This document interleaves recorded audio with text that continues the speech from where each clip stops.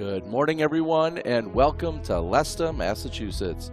We're here for the fourth and final round of the 2022 MVP Open at Maple Hill.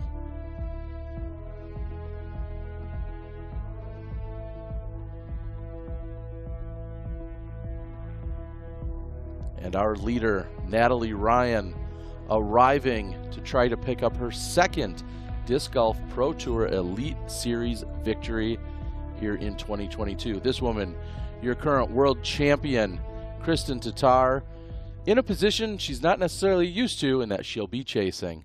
Welcome in, everyone. I'm Terry Miller, the Disc Golf Guy, joined alongside four-time world champ and Hall of Famer in Val Jenkins. Val, you're on a very short list of women who have won this tournament. What does it take and what does it mean to you? Well, winning this tournament, of course, it's a great way to cap off a season, but to play well out here at Maple Hill means that all parts of your game are on point. It feels so good to now have 4 rounds into this tournament and to hit the fairways you want to, nail those putts for birdie, and be able just to shoot well and finish your season off strong. So you hoisted the beautiful trophy a number of years ago. And you're at the point where you don't even remember what years you've won this. It's been multiple times, hasn't it? It's been 2 years, yeah. Here in this year, and then way back, there I am rubbing some pond goop on your face. I appreciate that. And then I won back in 2009 with my brother Avery. But yeah, it's an amazing crowd to win in front of. And look, me and you just still side by side. All these years later, Val. Well, I wish I had some pond goop right now. I could just swipe on you. Hopefully your showering this morning was a little bit cleaner than the pond, but quite an honor to be able to jump into that pond yourself. We saw Paul Macbeth along with you. He's not going to be in the hunt, but we don't have to worry about him because right now it looks very much like someone like Kristen Tatar or possibly Natalie Ryan may be jumping in that pond later today.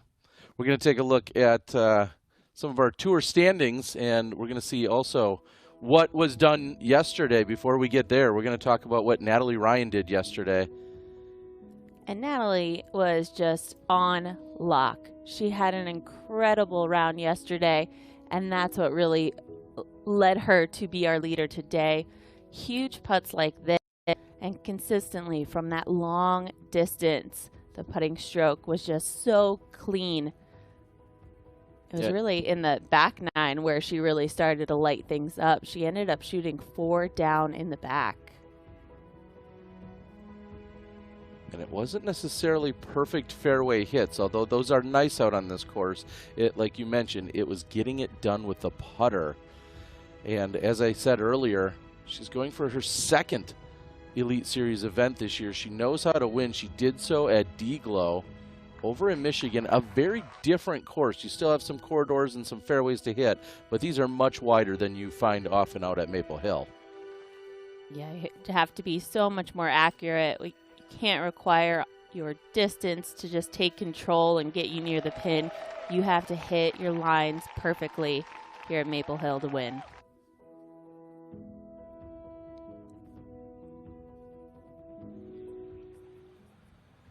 And you mentioned what she was doing, especially on the back 9. Her putting is what really carried her through. You see the strokes gained in C1X putting, second in that category, and not really leading any of the other major categories, just kind of an all-around game. And we see the C1X putting. She is second in that category at 81%. And in yesterday's round, it was the most ideal conditions that we've seen.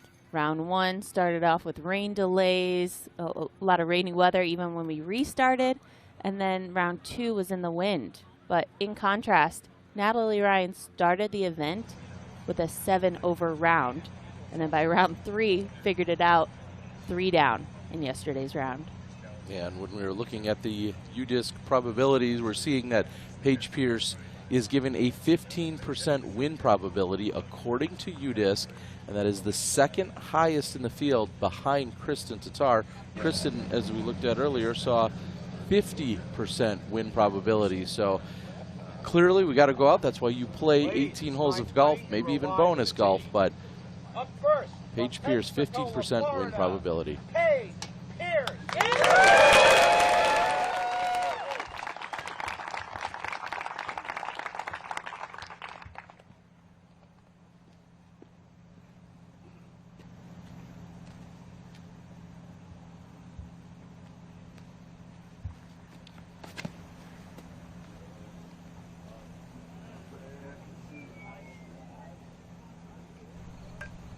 Let's go, Paige!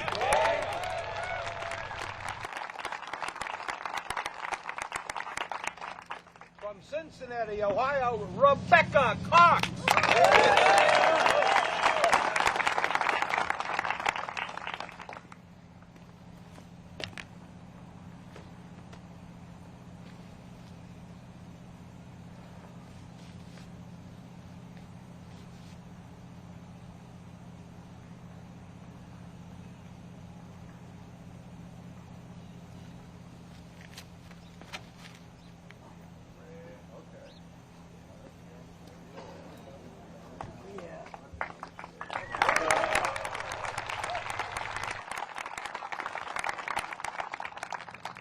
San Diego, California, Vanessa Van Dyken.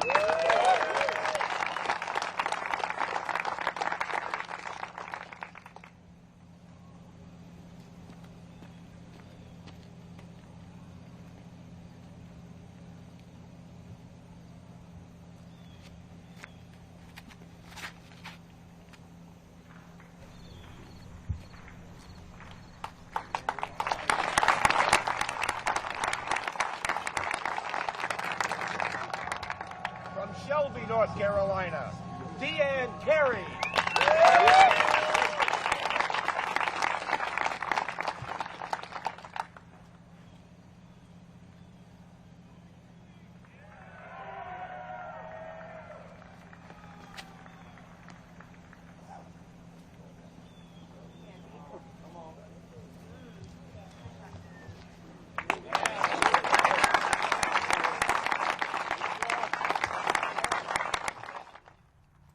And with that, our chase card is off. Hannah Blumroos, hole number 2. And this looks pure. It is. Hannah, short look for birdie on 2.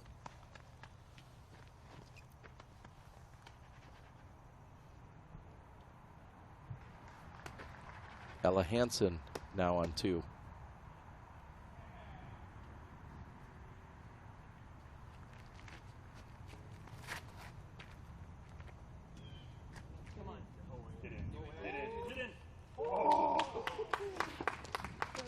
And a park job for Ella Hansen on 2. That should be a tap-in birdie.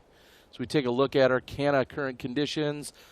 53 degrees, very consistent with what we've seen this weekend. 84% humidity there. Winds look down thus far, just 8 miles per hour, coming out of a very different direction than yesterday. Now they are west to southwest. And it looks like out there on hole number 1 on the ground, we've got our very own Zoe Andyke along with the PDGA's Grant Zellner. Take it away. Good morning, everyone, from Maple Hill Disc Golf Course. It's the final day for this DGPT playoff event, and oh my goodness, do we have the best conditions, Grant. Tell them what we're feeling out here. No wind, or very, very little wind. It's chilly as it has been, but it doesn't feel nearly as cold. Scoring conditions will probably be the best today that they've been all week long. And we've heard the players talk about how the wind has affected the scores absolutely throughout this entire weekend. Starting off with rain and then insane wind conditions, I think we'll see the best scores today. Let's talk about that leaderboard. Well, I'm actually focused right now not just on the leaderboard, but also on the tour standings, because there are so many races happening up and down the leaderboard vying for spots into that tour championship. There are a couple vying for a bye right now between Missy Gannon and Valerie Mondahano. They're going for that 4th place bye. You've got, I'm looking at it right now, you've got Jennifer Allen and Rebecca Cox. They were out. Right now they're in for the play-in. You've got players like Macy Valadiaz and Deanne Carey, who we just saw tee off. They're trying to work their way in. It all depends on how they finish today relative to each other. We'll see who gets to show up at the Tour Championship in a couple of weeks. So stay with us right here on the Disc Golf Network and back up to the booth. Thank you guys so much. And Grant said it perfectly, talking about those tour standings, the shifting, everything that can go back and forth. This is the last event on the 2022 Disc Golf Pro Tour regular season and playoffs.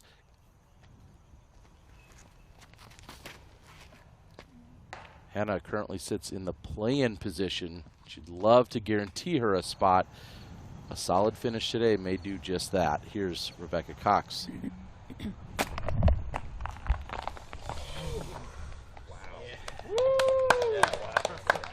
And Rebecca Cox that close to being out of bounds, but she's safe. Out here at Maple Hill, you'll take whatever luck the course will give you. Whether it's a nice tree hit or checking up just short of the out of bounds. Kind of what wood golf is. You have to be a little lucky sometimes.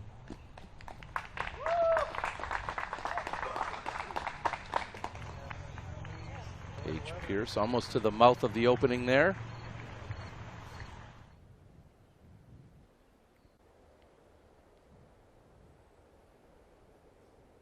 And I'm glad to see that we have the best conditions for our final round. Today, the biggest challenge will be attacking the course. They don't have to worry about the elements anymore. They now have 3 rounds under their belt. Today should provide for the best scoring conditions these players have seen all week. Ella Hansen on 3.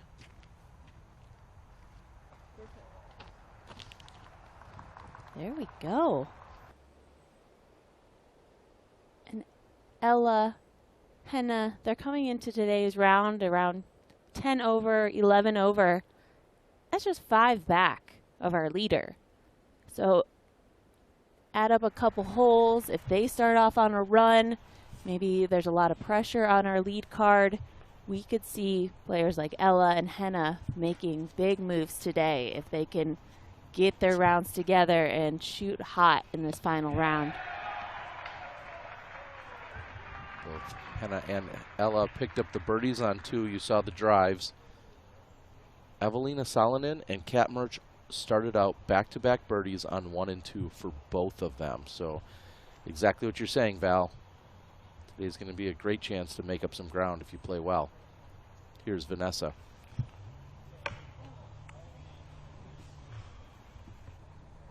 And Vanessa has kicked to the deep side out of bounds.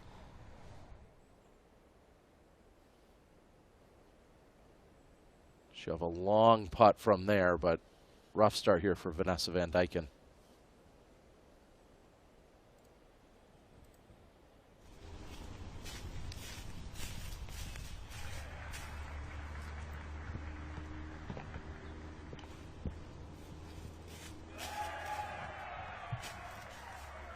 And that's probably one of the most dangerous spots on the entire course, is when you're up against this wall and you have to take the shortcut over the out of bounds to try and get to the green, and just by a few feet, Deanne Carey's done just that.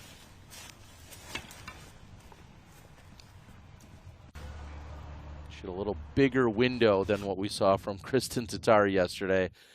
Clipping any branch in there would have likely brought her down out of bounds. So impressive by Easel. So far we've seen 100% of our players get through, go over that out of bounds, and land inbounds on the other side. The odds are good, but it does look like a very scary upshot. Now on 3, Holland Hanley.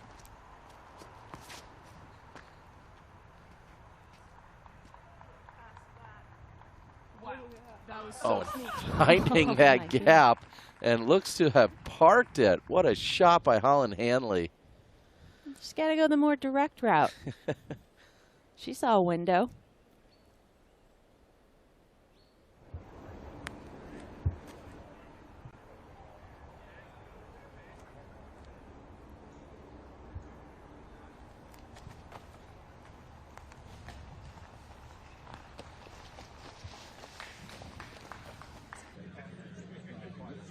Both Cox and Paige jump putt up toward the pin. Natalie mentioned She shot a really good round yesterday, but she thinks that there's potential to shoot a 7 or an 8 down. I mean, if that's on her mind, I don't know what could stop her. Certainly not the conditions, as Deanne Carey's attempt is just off the front of the basket. But I did pull up some stats, Terry, to see what has been shot in the past. And we know this course has changed up dramatically, from shortening up holes or making holes more challenging. But the best round we've ever seen was Paige Pierce back in 2019. She shot a 6 down, she shot a 5 down, and a 3 down to win the tournament at 14 under. This is one of the first times that we've seen our leaders at over par.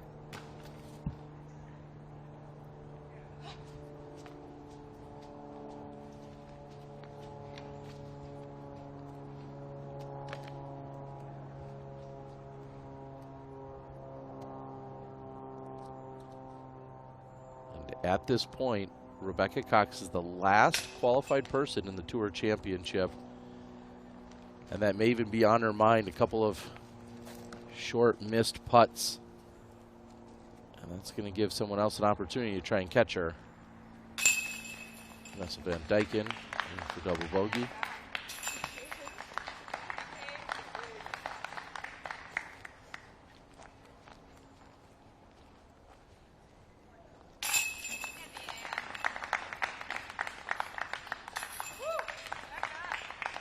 Chase card clearing off hole number 1. Here's Ella Hansen after the drive on 3. She's in the middle of circle 2 and gives it a good bid, but doesn't connect. We saw the drive. She's parked. And you stay parked right there. We've got more action on the other side of this break.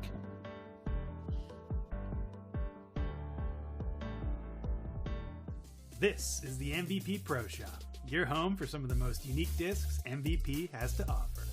Our mission is to bring you the right tools to up your game while directly supporting both players from Team MVP and the most exciting artists in disc golf. Here you'll find Tour Series discs, exclusive artist series, signature series, and even the latest prototypes from the MVP family. Simply put, we offer a selection that you won't find anywhere else. The leading edge is here on the MVP Pro Shop. Kristen Tatar looking confident early.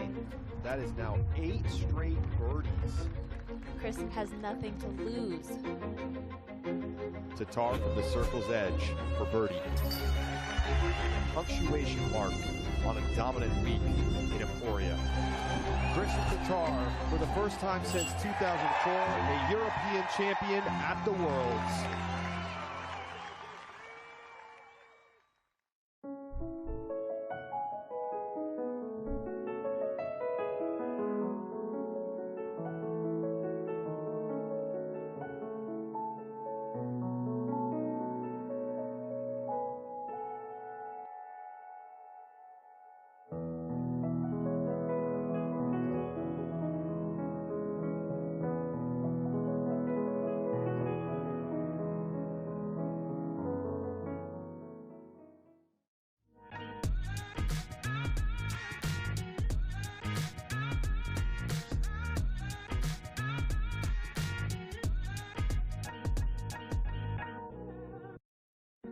It was important for me to partner with a retailer that could help with growing my brand and making my products available all over the country and across the world. Flight Factory has helped me accomplish that. Check out all of my gear and thousands of other discs at Flight Factory. We are dedicated to the game.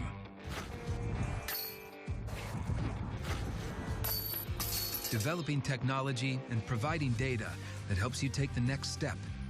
Whether it's your next training session, league night, or major. Because we believe the best way to grow the sport is to push the sport. And the best way to do that is together. We're focused on the future to make that happen.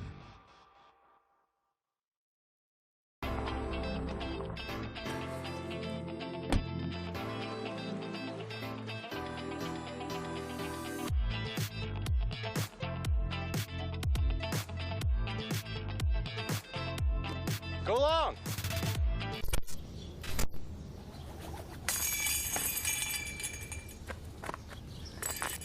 Whoa. Hey, over here.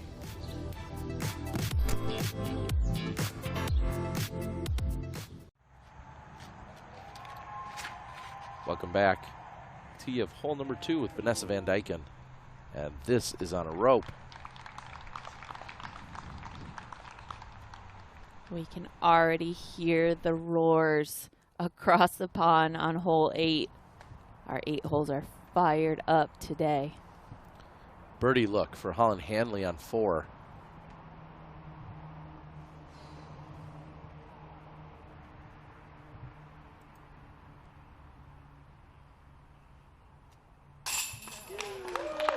Cashing it in. Holland Hanley back-to-back birdies on 3 and 4. Hole 3 had a great drive, resulted in an easy putt, but she had to work there for that birdie. Our U-Disc course close-up out here at Maple Hill will tell you that they've earned the honor of world's best course in 2021 and 2022, rated 4.9 on U-Disc. 5 different layouts that you can play if you come out here. Playing the Diamond FPO layout, a par 60 just shy of 7,000 feet, featuring the Christmas trees, rock walls, ponds, and the signature shots that you'll find. We've seen it on hole number 1, and other water carry shots come to mind. See hole number 8, also holes 14. If you need to find your way to a course, or once you get to the course and you need to find your way from hole to hole, make sure you download U-Disc, the app for disc golfers.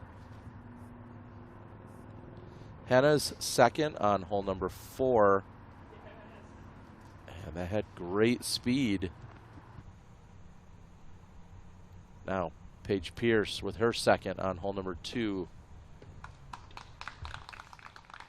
She started off the day on hole 1, just having to lay up, and it's another forced layup on 2. Just out of position to get the birdie.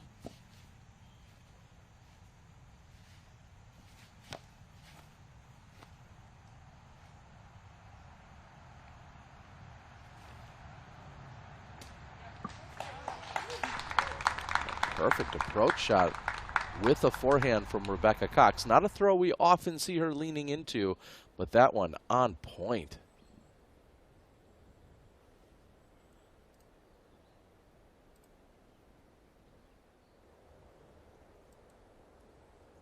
Great overview of hole 2. That large clump of trees pulls players as they drift off to the left-hand side of the fairway.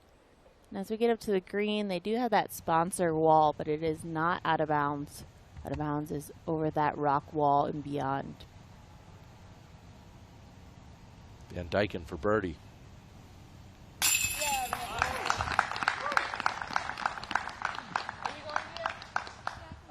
And a great bounce back after she opened with the double bogey. She comes back with the birdie on 2.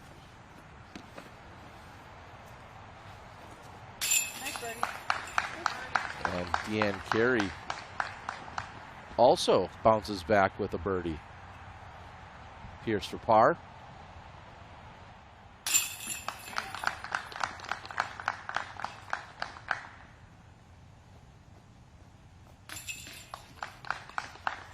Rebecca also in for the par.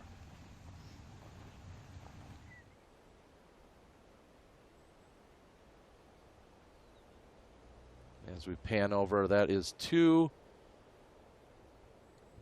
Back over here to the pond, the famous pond, where everybody hopes to be jumping into that a little bit later. This tradition started way back. We see there Barry Schultz along with Sarah Cunningham. Tradition started, in fact, by Kevin McCoy back in the MSDGC days. Bradley Williams, Paige Pierce. That was the very first ever Disc Golf Pro Tour event. And what an honor, what a tradition, and something that's so fun year after year. Paul Macbeth, my co-host Valerie Jenkins, Adam Hammis, along with Katrina Allen. That was just a year ago.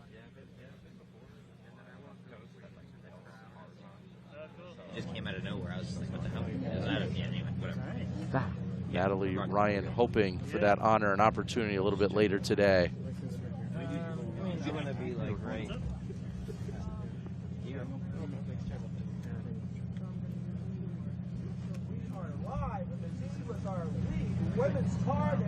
Scooter's ready to take it away. MVP Open, up first from Richmond, Virginia, Natalie Ryan.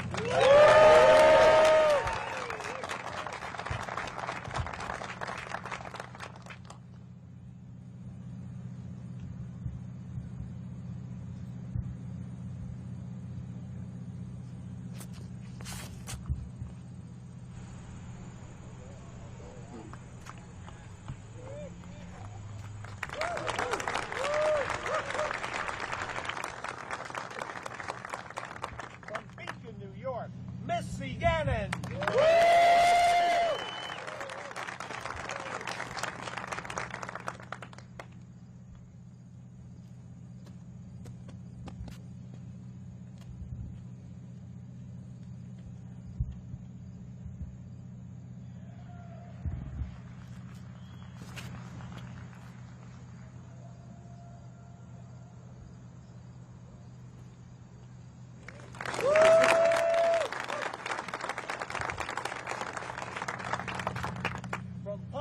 Estonia, Kristen Tatar.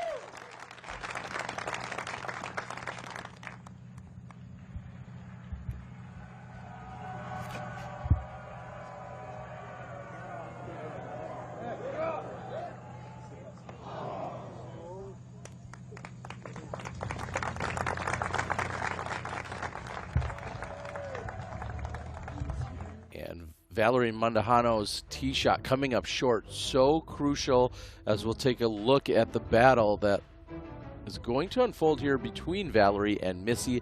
They are both vying for that 4th spot here in our top 4 and the bye to the semifinals. So crucial that all but guarantees you a larger paycheck. It also guarantees you a spot in the All-Stars. So Valerie and Missy head-to-head today. Essentially, if Valerie can hold off Missy, she could find herself in that top 4 spot. If Missy overtakes Valerie, it'll be in Missy's favor.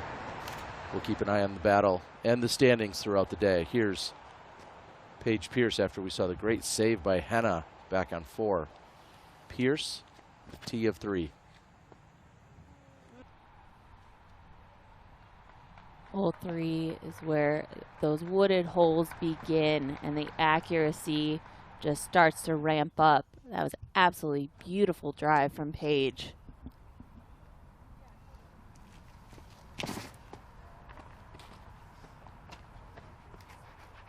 Up and over the water. And that is parked for Holland Hanley.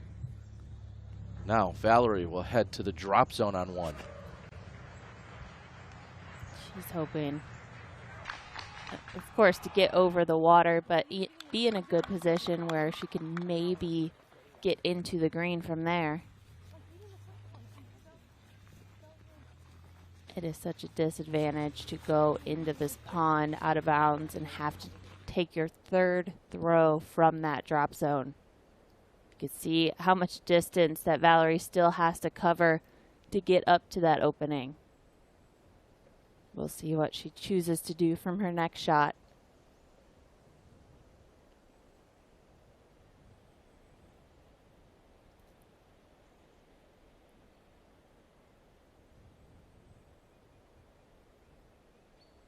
Landing out here on either side of this road, it can be pretty random to see where these drives end up. You can either land near one of those newly planted trees or one of the more mature pine trees and be a little pinched off on your run up or your arm swing.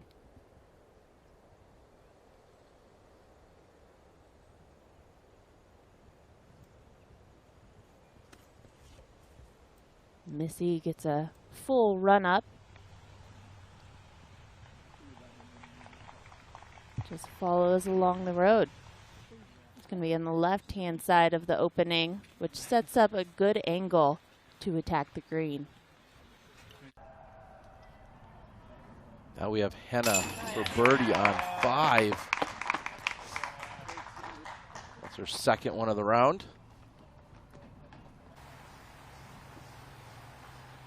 And we saw the drive by Pierce. It doesn't get much closer on that hole. Pierce picks up her first birdie of the round. Now Kristen, not far from where she was yesterday.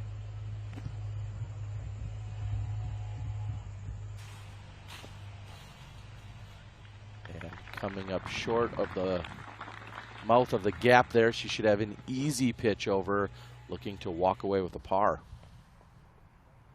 And we saw the drive and a park job for Holland Hanley. That's 3 in a row on holes 3, 4, and 5. Holland is up 4 places already in 6th place position. She is just 3 back of our leader, Natalie Ryan. And I understand Natalie playing for position, but that looked very timid and light for Natalie Ryan. Today is going to be one of the days where you need to just stay in your own mind. You need to focus on how far you could push your skill set, what shots you feel confident in going for, and just shooting the best golf you can because the scores are so stacked up. We have Paige Pierce on the chase card, who just with 1 birdie, she's already up in that tie for second. So things are really going to shake up for these players, and as we head to the final holes of this round, it's going to be important that they know what the score is, just in case they have to push it and throw an uncomfortable shot. And Paige was asking for that to get down. It gets a hit off a tree, but stays inbounds deep on 4. Henna, the daunting tee shot on 6. Green flag.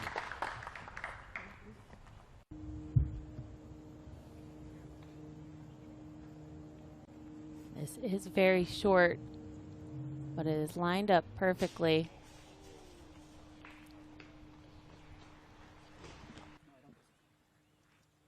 And that was a misfire from Natalie, leaving it a little too much to the right.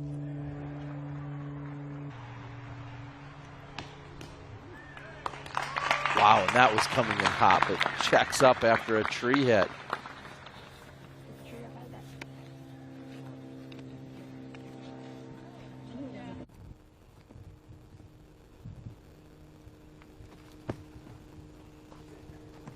That is a long look for Holland, but likely a par in store for her. And Kristen had come up short.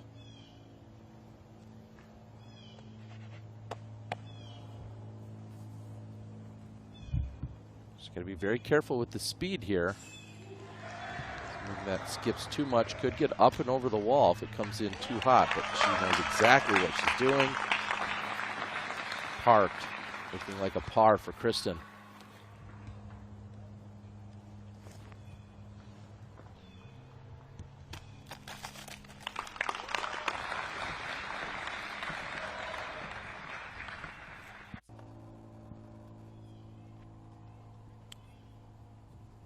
Ella Hansen, this is for par on 6. So, and what a save from circle 2 for Ella Hansen.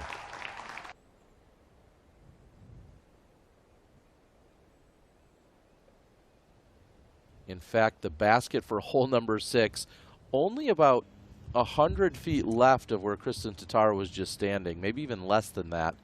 Very close to the green here on 1.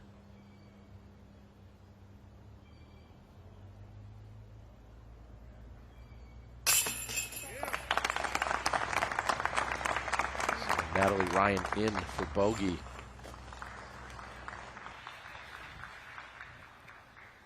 And all of a sudden, Paige and Natalie are tied at the top. Of course, Paige is now on hole 5. And just a slight pause there for Missy.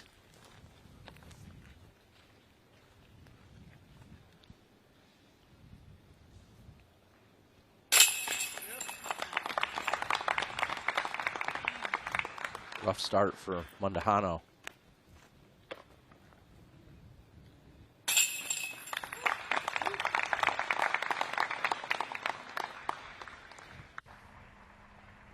Kristen's in for the par. Here's Henna. Green of 6.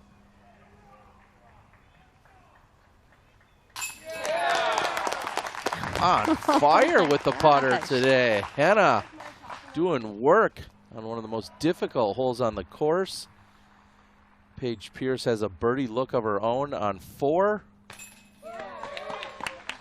Oh, and the putters are warmed up this morning. We're here for the 4th and final round. Don't go anywhere. We'll be right back.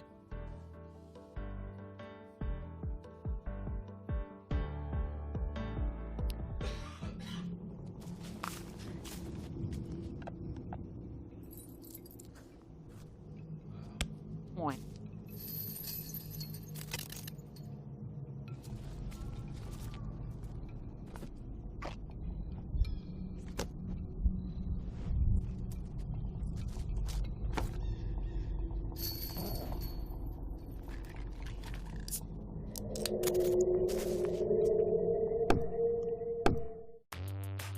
If disc golf is your game, make Gotta Go, Gotta Throw your disc golf warehouse. With a huge selection of discs, bags, baskets, carts, shirts, and more. GottaGoGottaThrow.com has all the tools to take your game to the next level. Shop online or our Golden Valley, Minnesota store. Free shipping with all online orders over $75. Online or in-store, get what you need for the game you love.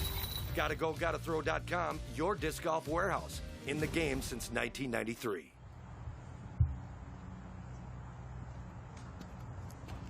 Welcome back. We're on the tee of 2 with Missy Gannon.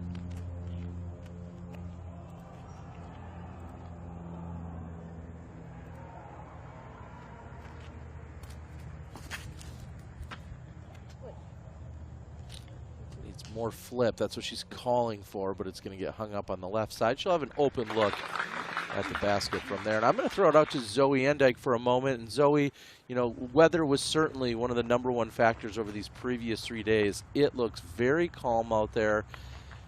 Temperatures, winds, compare everything today to previous rounds.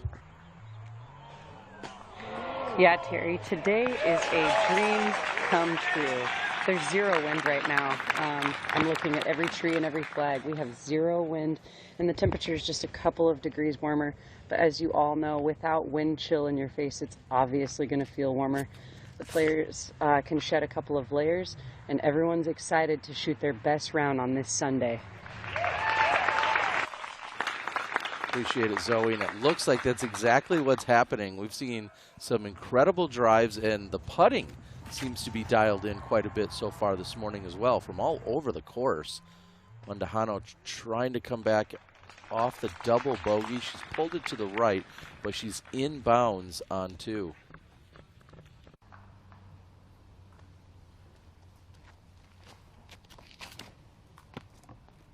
Hannah on 7. That looks great. And we know Henna is an incredible driver, and it's just a matter if she can putt. And today it looks like the putter is working for her.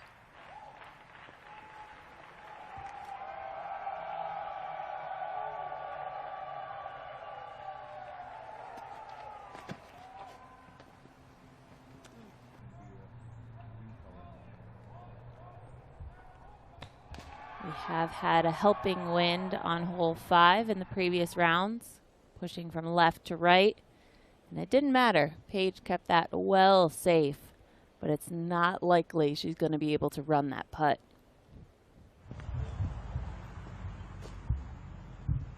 Missy Gannon, on the other hand, looking to run this one uphill,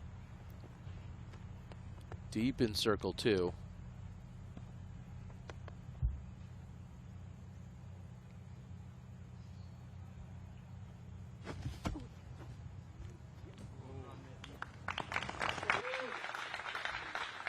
should result in a par for Gannon.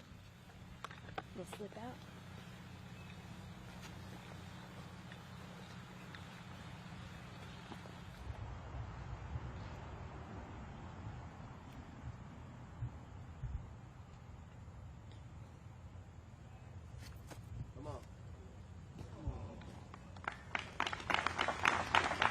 Right speed for Mundahano, just to the right of the basket though.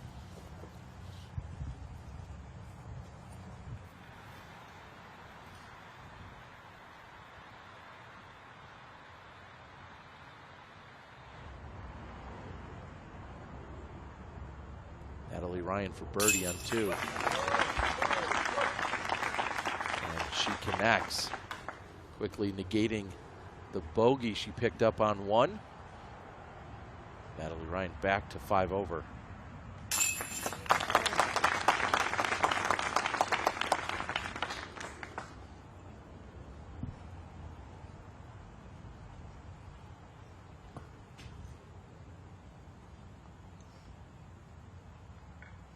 Kristen got a extra kick or 2 off the rocks in her favor. And she's stepping up for the park job, and just like that, a birdie on hole number 2 will bring her into a 3-way tie with Natalie Ryan and Paige Pierce. They all sit at 5 over for the tournament.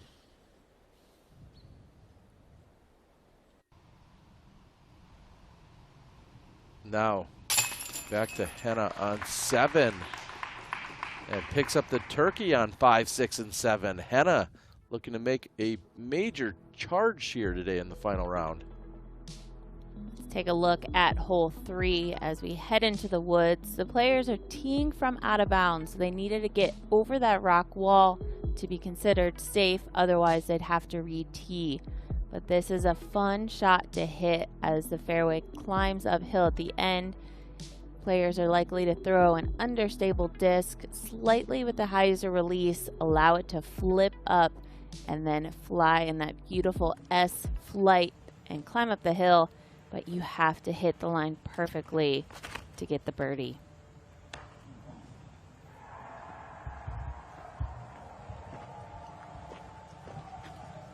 And if you're going to err on either one side of the fairway, the left-hand side is much worse than carrying off to the right.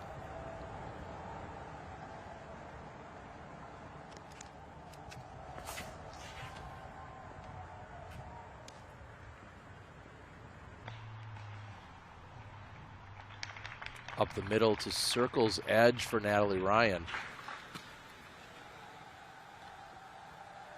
Kristen Tatar is going to be battling to save her par, whereas Natalie is in the position for the birdie.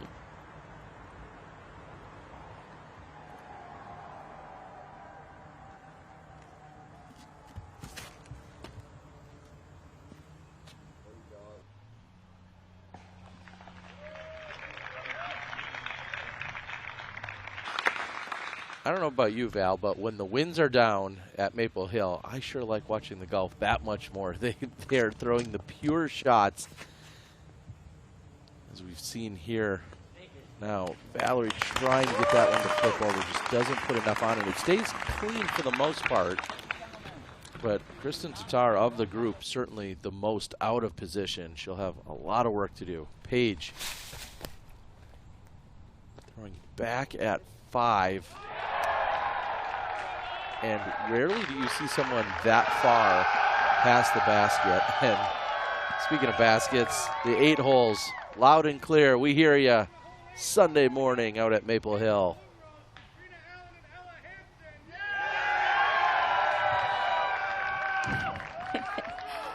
Getting them all hyped up. He's calling out all the players on this card.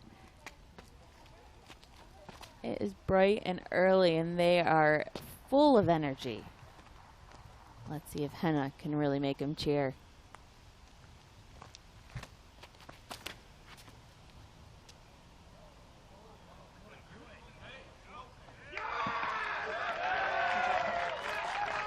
And the low laser line drive by Henna on the green. Now Kristen really with a wall of trees in front of her between her and the basket.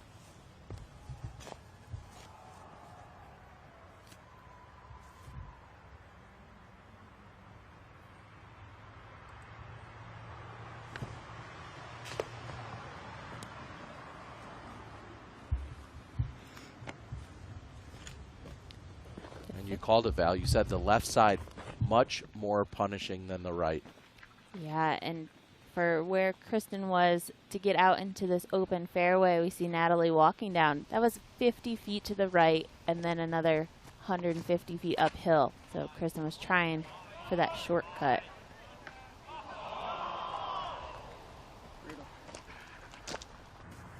And the reaction after hitting a late tree for Holland Hanley, out of bounds.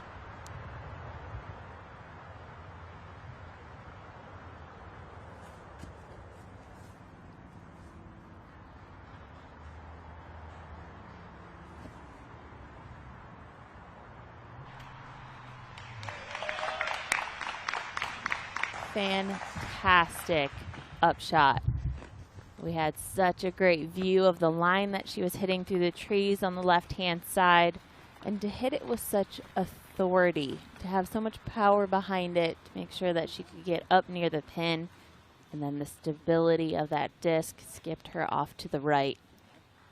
But still, we know that Natalie's in that position for a birdie. We could see a two-stroke swing if she's able to capitalize.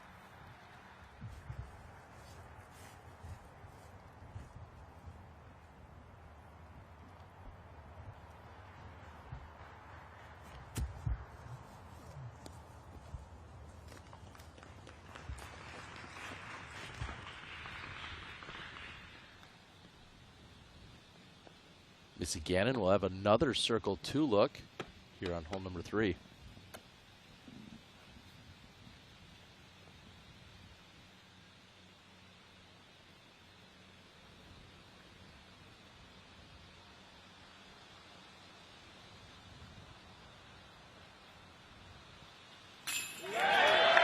Oh, yeah, she liked it. That's a long birdie for Gannon.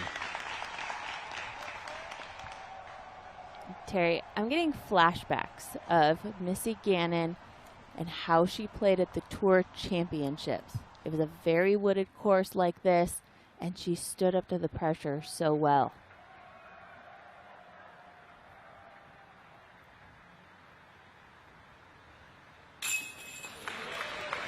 Natalie Ryan answers. What a putt to follow up what Missy just did with an incredible putt of her own. What a 40-foot putt deep inside circle 2.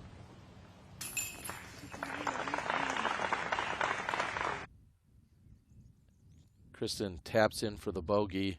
Missy Gannon, we've known her as one of the best putters in the world. And this patented long-range connection for Gannon. And if you have a patent or a logo, copyright, any kind of branding, any other intellectual property, and you want to see if you can protect it, reach out to our friends at Sunstein Law. They can assist in every possible way. I know they already work with a number of our disc golfers, and they want us to continue to support disc golf and beyond, so please reach out to Sunstein Law.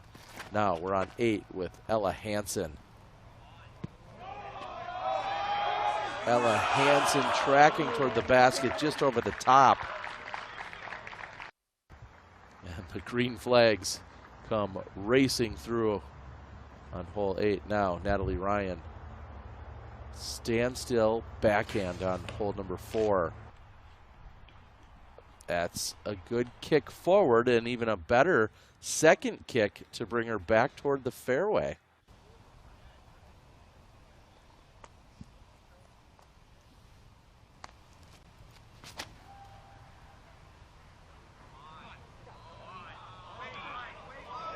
Katrina Allen, oh, landing just shy of the basket, but on the green. Huge smile for Allen.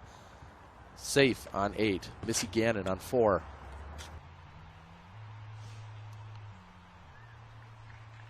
Also a favorable late kick.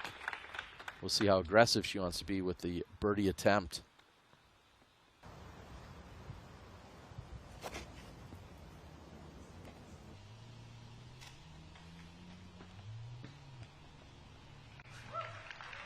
Seems to be something over there. Is there a trampoline set up on the right side of the fairway that just pushes everything back to the left? they'll take it. I feel like every shot. All right, that was good, but I could do a little bit better.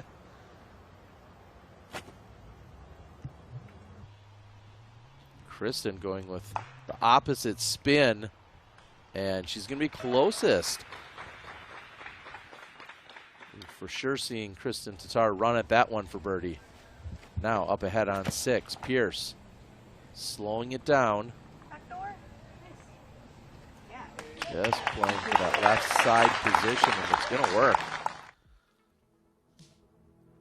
Now let's see what they're trying to do here on 4, Val. Well, on hole 4, you have to hit that first initial gap. Over on the right-hand side, if you do carry it off, there's a lot of room in between the trees. The trees get a little bit smaller, and you're able just to carry on down the hill. And once you get through that first initial gap, gravity is what pulls these discs down near the basket. But if you leave it a little short, you can have a death putt, a death upshot, like we see here out of Natalie. But she throws it up with a good amount of speed. Should be a putt she can make for par.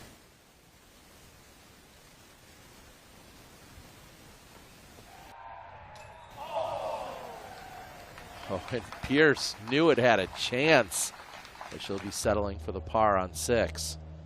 Now Missy Gannon.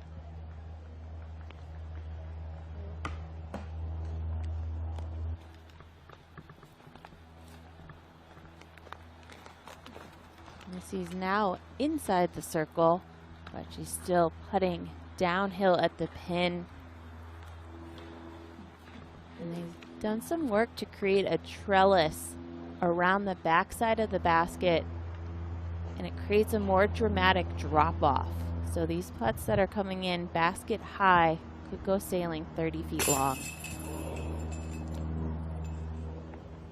That just splashes out for Mundahano.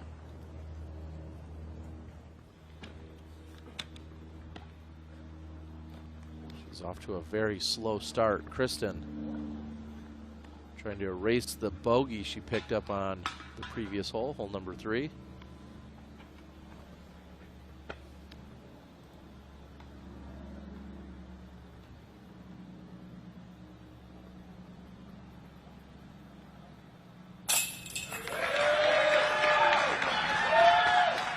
Online the whole way. Kristen in for birdie. She's birdied 2 of the first 4 holes.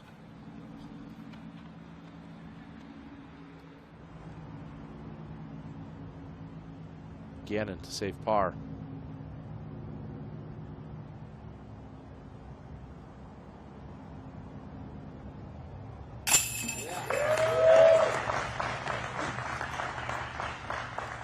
And she remains bogey free.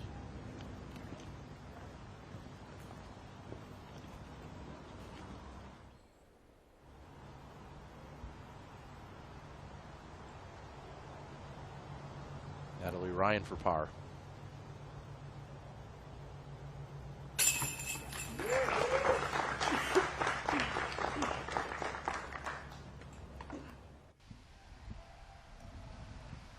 Now from the drop zone, Holland Hanley connects from 60 feet.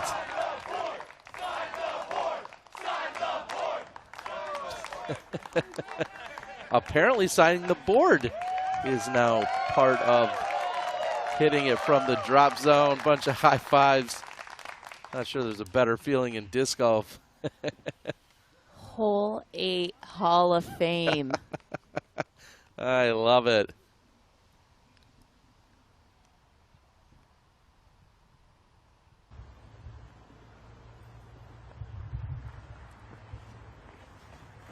Tatar with the honors, just barely missing the tree. This is going to be tracking to the basket. It checks up, and Kristen gets the roll. A near park job for Tatar on hole number 5. That was less than an inch from disaster.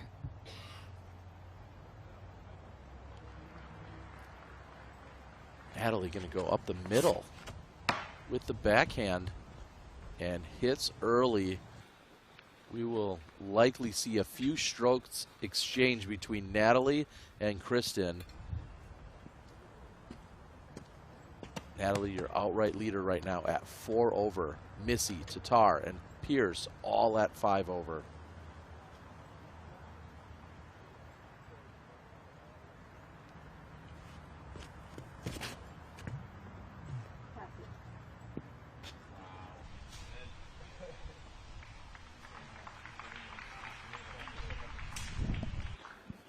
Missy Pierce the shot, gets a lot of distance.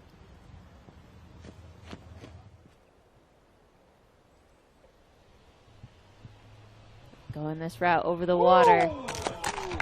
All about hitting the angle, and Valerie goes long as the pin.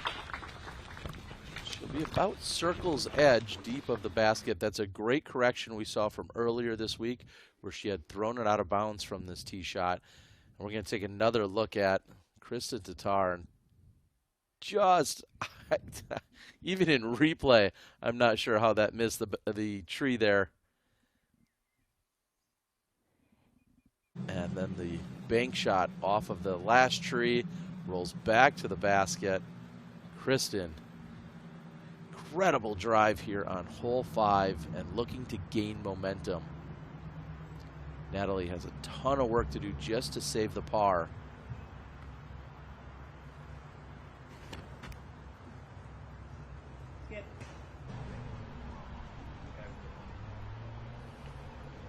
His skip is exactly what she needed.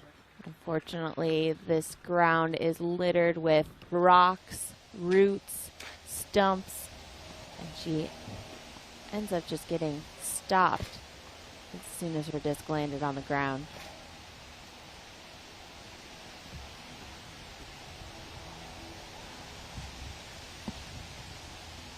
The 7's just 276 feet.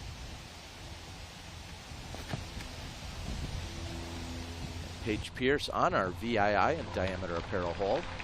Hole number 7. Thank you for your support of our entire 2022 disc golf season.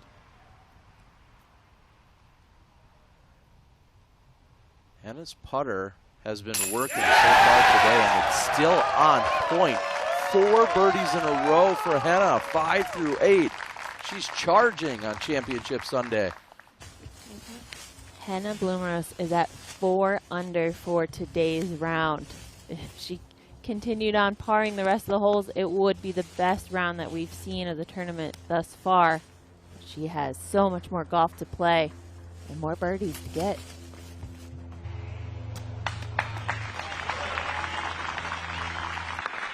Perfect approach shot by Missy Gannon. That'll be a par. Pierce, jumper for birdie on 7. And it ultimately sits down for her, but Pierce giving it a bid on 7. Natalie just pitching up. Not really any more options than that, so that will result in a bogey and likely a 2-stroke swing between Natalie and Kristen here on 5. I can't help to think of the last 4 or 5 events we've been covering when it was just a 1-woman race or a 2-woman race. I think of all these players in the mix. Every throw matters. Every putt needs to be executed perfectly.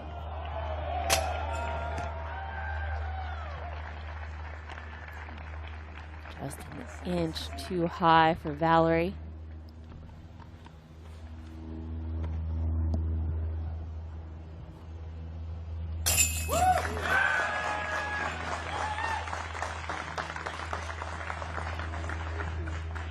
And for all those weeks, everyone was chasing down that woman. Kristen Tatar still in our conversation.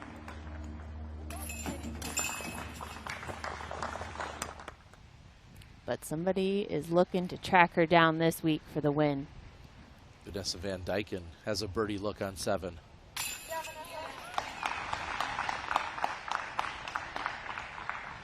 as she connects, putting her second birdie of the day on the scorecard. Hannah with a perfect drive on 9 now. This is her second shot.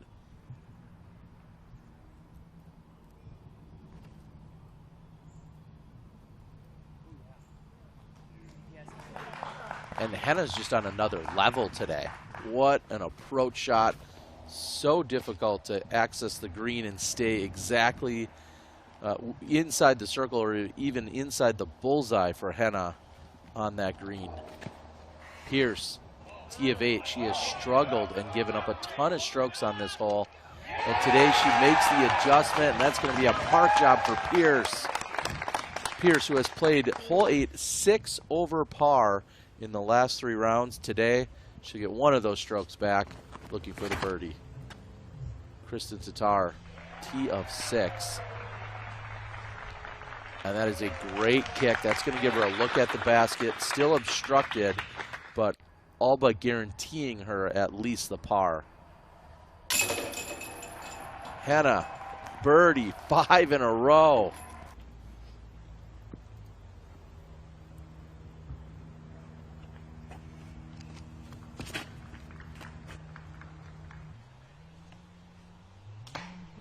Just never flips for Missy. Is heading toward the pond. That's on the left-hand side, but connects with the tree. She stays safe.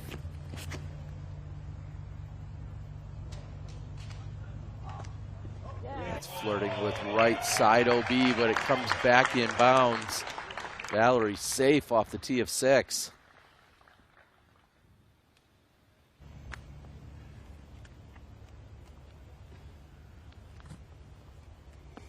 This is a dangerous shot. Out of bounds over the rock wall on the right. But Natalie keeps it nice and low. Sailing past the basket. Hits a beautiful backdrop and kicks her back to the pin. One thing I love about that shot is she kept it low the entire way. So although the rock wall is on the right side, it's as if the disc never got above the wall in its flight. And look at the shot here. Oh, and just barely missing. Deanne Carey dials it up on hole 8.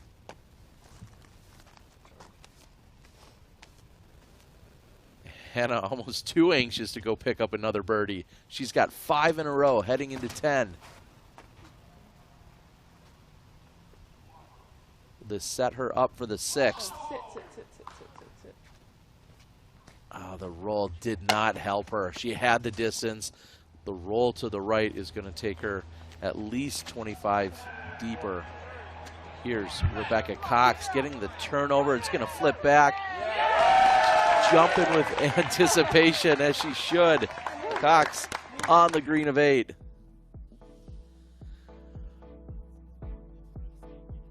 And Rebecca Cox is trying to stay in the play-in position.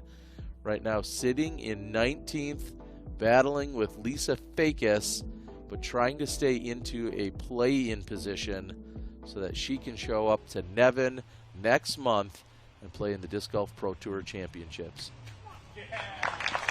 Gannon with the easy pitch up.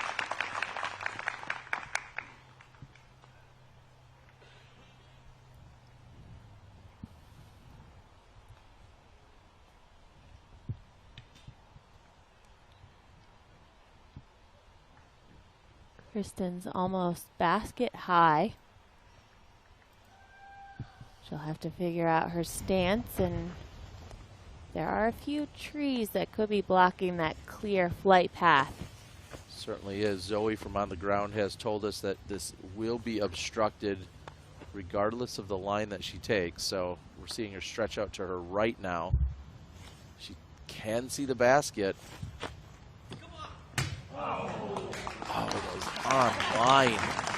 Just short for Kristen.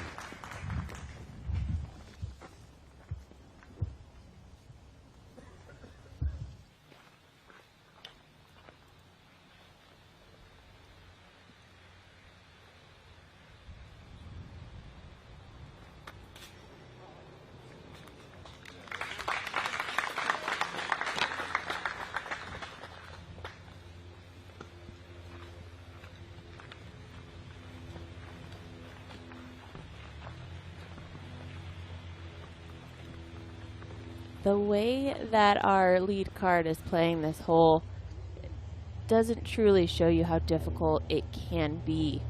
It's the 5th most difficult hole in the course. We've only seen 3% of our field get the birdie. There's Natalie to try and join that club.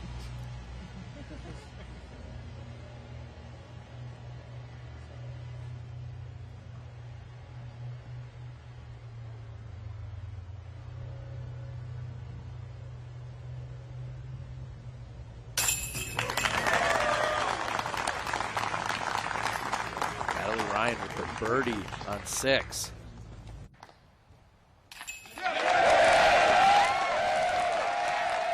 Pierce in for the birdie.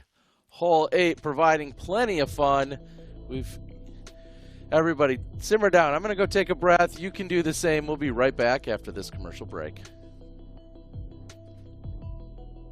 Power Grip is the only disc golf retailer operating in both Europe and the United States. We got our start in Finland in 2009, and now we've established Power Grip USA's online store, with retail stores still to come. Come see why we call ourselves a pretty good disc golf shop. Shop online at powergripusa.com. We're here to help.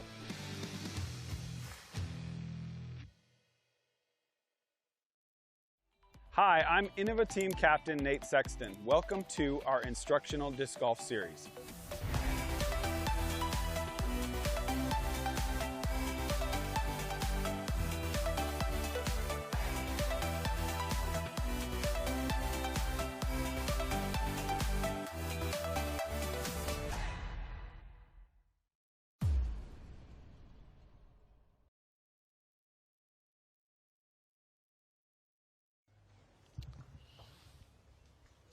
Welcome back. We're on the tee of hole number 7 with Natalie Ryan, currently in a 3-way tie for first, along with Kristen Tatar and Paige Pierce.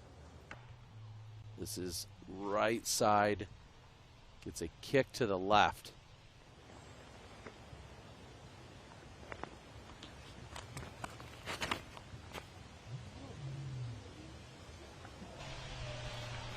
And somehow missing all of the trees. Kristen, short left side.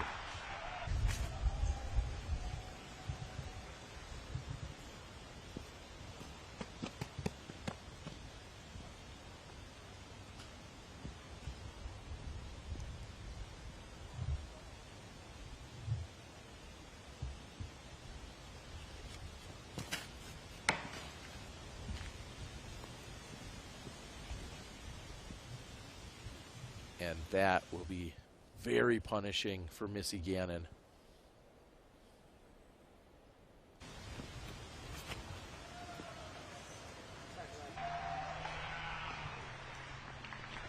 Mandahano with the best line out of the group. She'll have likely then the best look at it. Also, Kristen Tatar will be able to see the basket from the short left side. Here's Pierce's second shot on 9.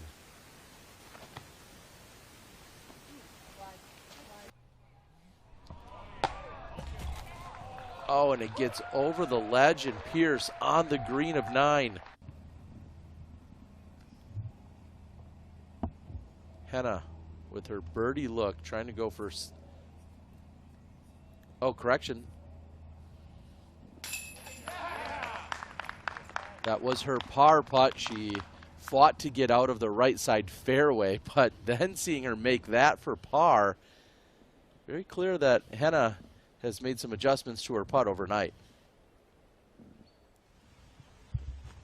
This is just so punishing for Missy. She's just looking to land it on the road. If she goes too far past the road, she's going to be in trouble.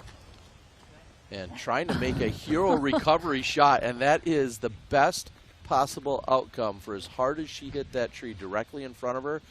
Val, you said she just needed to get to the road. That's not how she planned to get there, but here's where she is, and now she can have a clean look to get up and down for the par. And while she sets up, I want to throw it out to Zoe. Zoe, we hear and see hole 8 just erupting, and it's not far from 7. Talk about what is happening out there and the excitement in the crowd. Well, the crowd is certainly excited, Terry. We're seeing birdies fly all over the scorecards up and down the leaderboard. We know that Paige Pierce cannot miss a line today, which is something she's been begging for all weekend. And Henna Blumroos decided to commit to her confidence versus being driven by fear. She has found her putt and is hungry for that podium top spot. Thank you, Zoe. And speaking of hitting lines, we're seeing Missy Gannon struggling mightily here on 7. Holland Hanley with the birdie putt on 10, a near park job. Ella Hansen also a huge drive, leaving her this short but somewhat obstructed putt.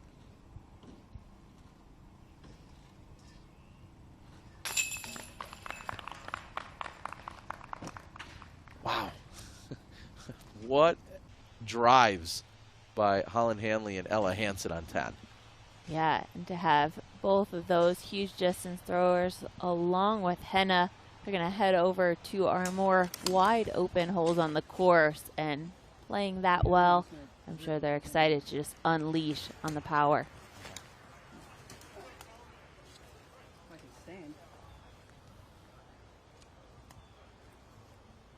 And really a spot we haven't seen anyone in this weekend so far.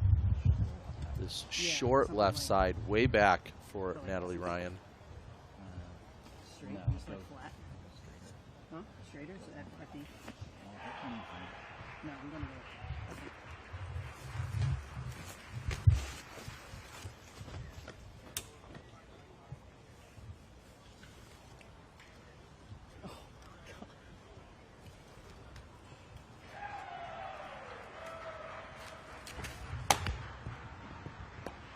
All right, Sal. Some forward progress for the forehand roller.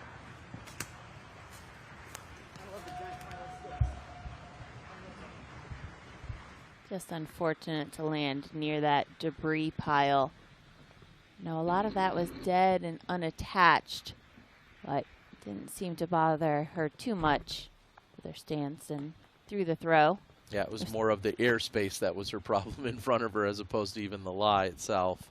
The lack thereof of the airspace.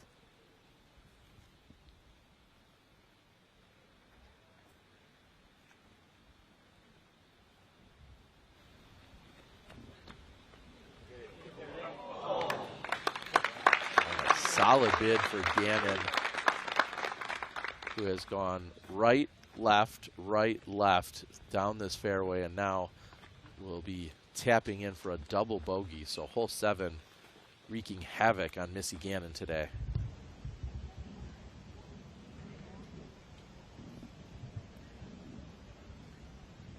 Long par look for Natalie Ryan.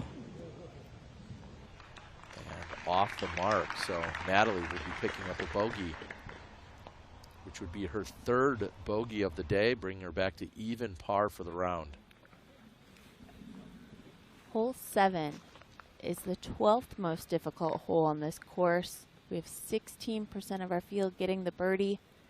62% have gotten the par. What a birdie from Valerie Mondahano.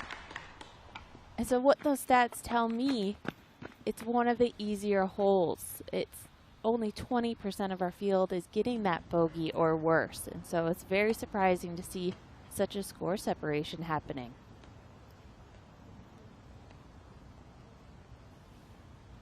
Kristen from circle 2 for birdie.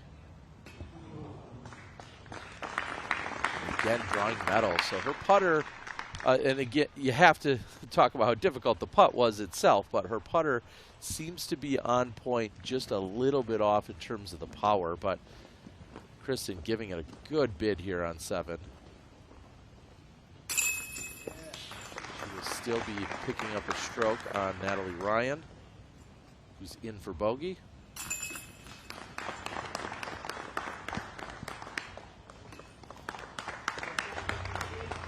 Two, 3, 4, and 5 all carded on hole number 7.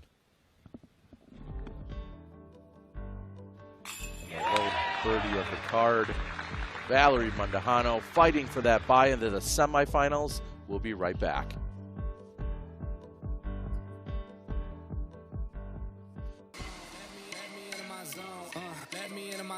Please don't let me into my zone. Let me into my zone. Let me into my zone.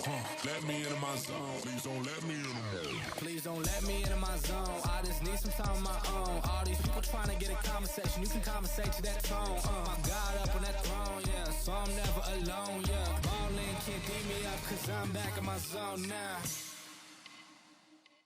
Hello, we're Kenna. We're a Dutch growing company. We love plants and we want to tell you some cool things about them. Just like humans, plants can communicate. They can sense when another plant is close. Plants look out for each other too. They warn neighbors about nearby threats by secreting substances. And studies have shown that plants love a good tune. We love and understand plants. Let our passion excite you too.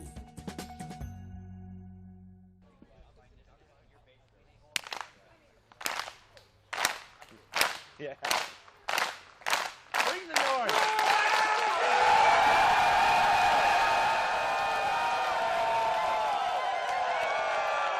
I never knew it could be such an honor to be the king of the 8 holes. Zach's got it dialed in. Valerie, tee shot on 8, following the birdie on 7. This looks light and left. Does it find land?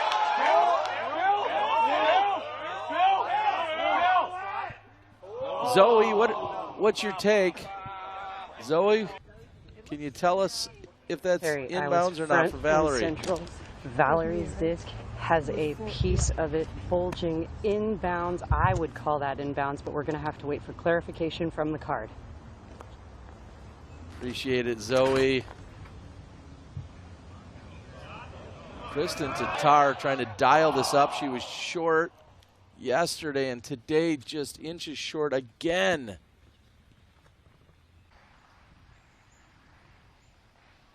We cut back over to the birdie look for Pierce on 9.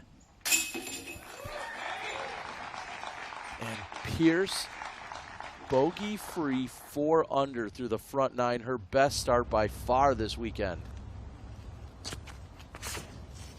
Natalie Ryan going for the green on 8. Does it miss that tree or kiss off it right to the basket? Ryan, drop in birdie coming on 8.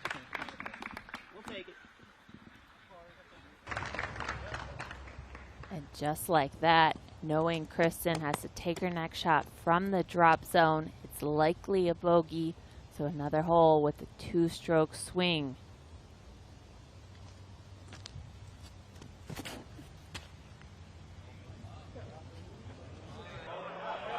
Missy pushing left, but inbounds. Gannon will have a look at birdie from 8. Oh, see what they did.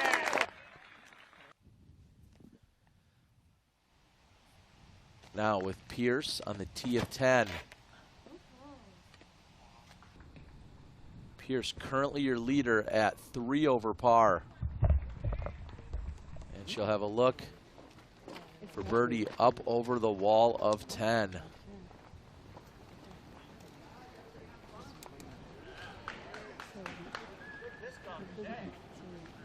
And Val, I'm so surprised to see Kristen now come up short. Back-to-back days on hole number 8. We know it's been windy and gusty.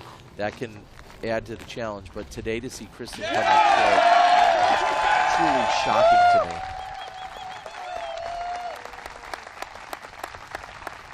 It's the one error you don't make. I think she was too focused in on getting it underneath the basket rather than just trying to play it safe. And with the backdrop that's now there, the OTB wall back there, you absolutely should not let up on power. You need to give it everything to make sure you clear the water. If you go too deep, then you can make a decision to lay up from there, whatever the case might be, but you need to at least get over the wall. And they're going to have a conversation.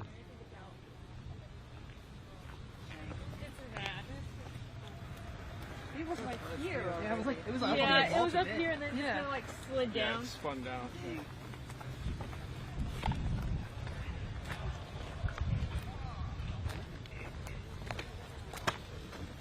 And Zoe, it appears that the group didn't agree with you. Is that what we're seeing here? She's heading to the drop zone? Yeah, Terry, that's correct. And I'm quite surprised. I think that disc could have slid just a little bit, but it was so close to tell. I might have been just a little out of position. Got to trust the card in this scenario. Yeah, as you say, Zoe, it is a group's decision. And it looks like they had a very brief conversation, in fact. So Mundahano going to the drop zone, trying to add her name to the Hall of Fame wall.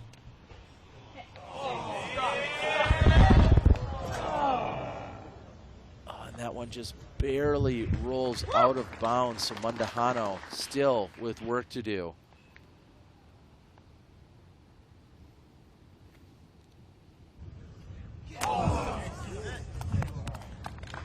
Kristen's bid is short in power, but then the roll brings her past the basket, so not exactly a short drop in for Kristen, who will be looking at that for bogey. Now Missy Gannon on the green safely. This is for birdie. Gannon trying to fight back to even on the round.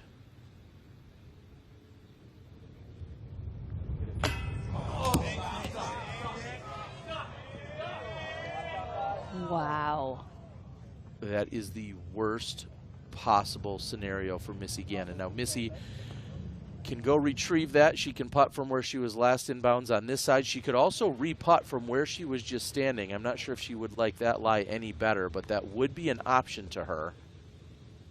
I think this putt from marking it out of bounds, this putt is, I think it's longer on this side. Keep in mind, anytime you've gone out of bounds, you have the option to putt from where you were last inbounds or from where you previously threw from. But Missy walking over to this lie, and she's going to go this route. Huge implications between her and Mundahano as they're both battling for that fourth spot and a bye into the semifinals. Gannon for bogey.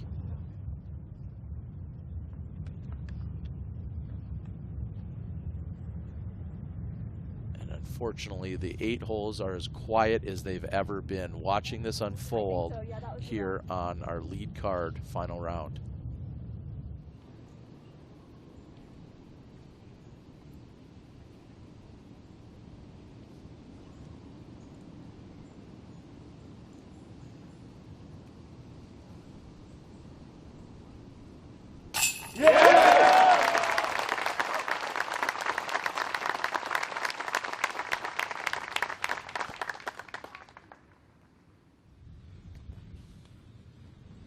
Val, this is just crazy.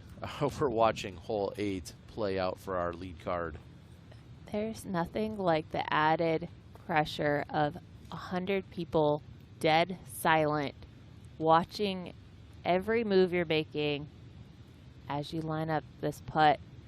This is for double bogey for Missy Gannon.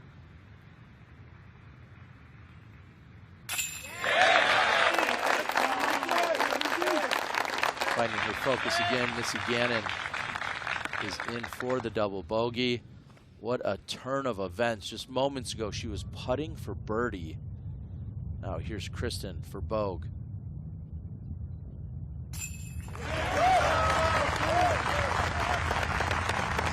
All of those shots, all of those strokes unfold. Natalie Ryan walks up to the park job from inside 5 feet. And the crowd erupts.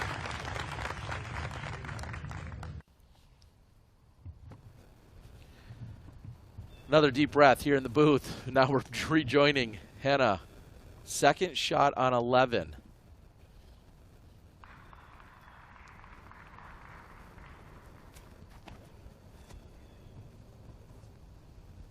Oh, that's tracking.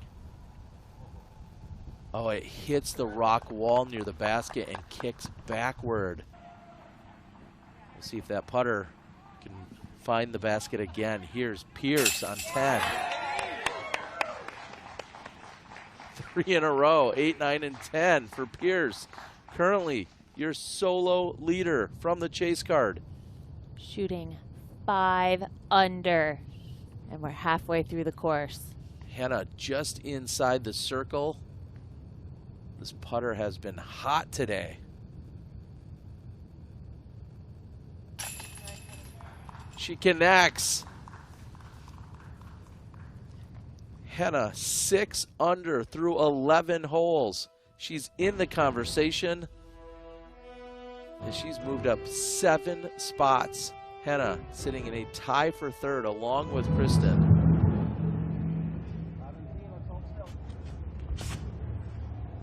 Natalie is now 2 back of Paige Pierce.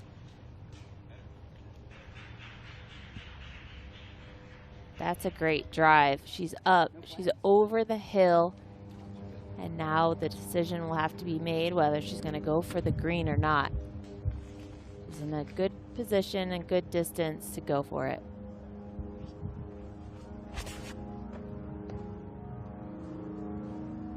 And that kicked hard to the right. Zoe, did you see where Kristen kicked? It looked like up and to the right on 9. Yeah, Terry, she actually kicked pretty far into the right side of the wooded fairway, so she'll be off the fairway by a considerable distance with not a very clear look. And Zoe, we see that Kristen Tatar actually brought her umbrella along today. I'm guessing that's not for sun. Is there something she's forecasting that we're not talking about? Well, yeah, and that's a good point, Terry. We have almost 0 wind, and there's been a lot of murmurs around the course that this is the calm for the storm. We've seen in the weather forecast as well that there is some rain and potential showers for the men's round, but we're just hoping it holds off for us today for the women. Appreciate the insight, Zoe. And maybe just for the very first time, there is a light wind that Paige is recognizing here on the tee of 11. Pierce off to a great start. She's 5 down through 10. It's 350 feet to get out into that clearing where we saw Hannah Blumroos. Paige goes long of the opening over on the left-hand side. She will be obstructed by one of the Christmas trees. Here's Hannah ready to go on the tee of 12.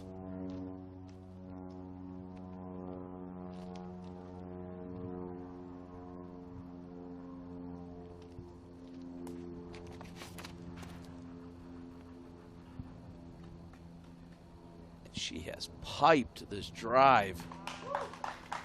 Incredible drive by Hannah. Hannah has been in the conversation to win the tournament for the last month and a half, and she has been on the lead card. We've had the magnifying glass on every motion that she makes or every missed putt or an incredible drive, and now she's back in the 3rd card. This is the least amount of pressure that she's had in quite some time, and it is nice to see her get comfortable with her game. She's making the putts that we dream that she'll make. She's still an incredible driver, and to see her kind of release some of that pressure and put together a round like this to finish off this event, it's just incredible to see. What a solid approach shot there by Kristen Tatar. She should have a look to the island green from there. Certainly a tall task to now then hit the island and get up and down and save the par, but it is possible from where she's at.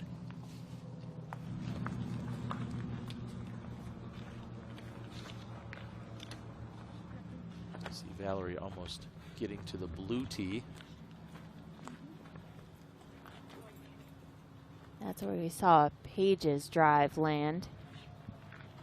But Valerie's just a little more to the left, and it's going to be more of a blind shot for her from this distance.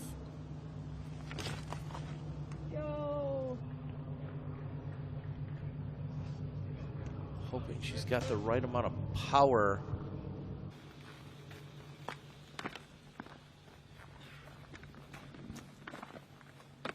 It's going to be out of bounds for Valerie.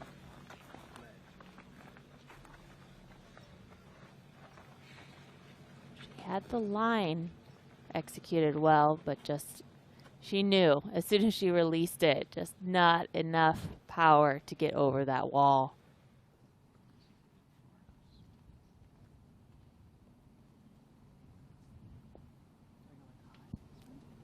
And it looks like there's just one tree, and Natalie's deciding whether to go on the inside or the outside of this tree.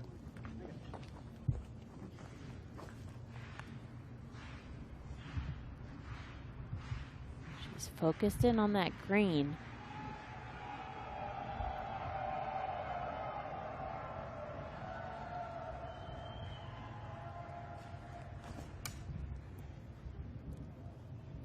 Clips a branch that lands in bounds.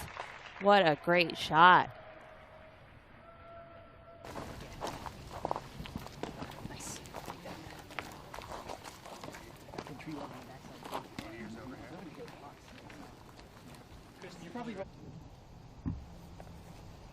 Saw the drive from Pierce, and you see just how obstructed she is.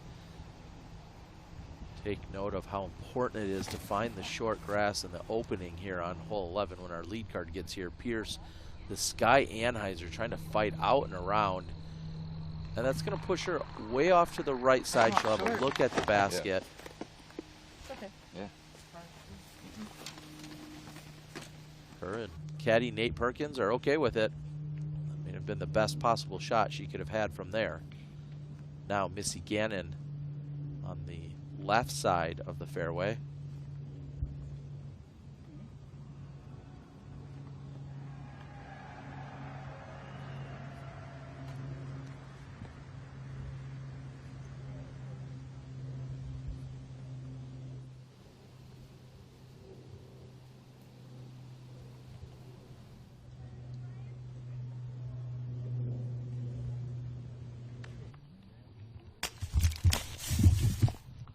Gannon finds the island safely. However,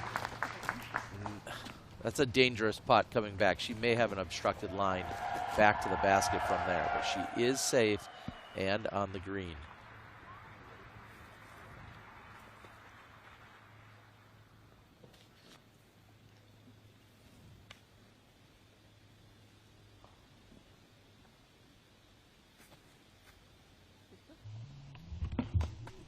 Needs to slow down and gets a good tree kick.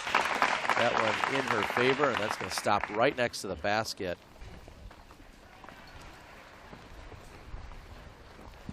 So impressive. She's going to save par from where she was after that errant tee shot. Battling Kristen, Hannah, Natalie, Paige, all making it very interesting here on Championship Sunday.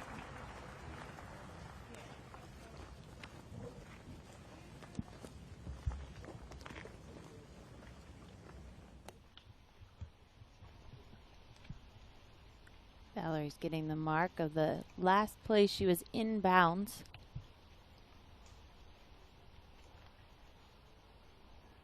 And we know Valerie to be not only a phenomenal putter, but a phenomenal jump putter, especially from range.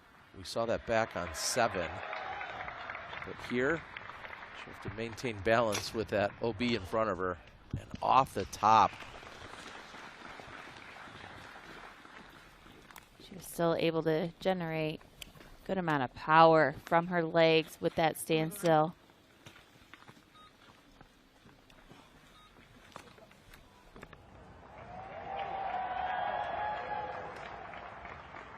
Her fiance, Mason Ford, on the bag.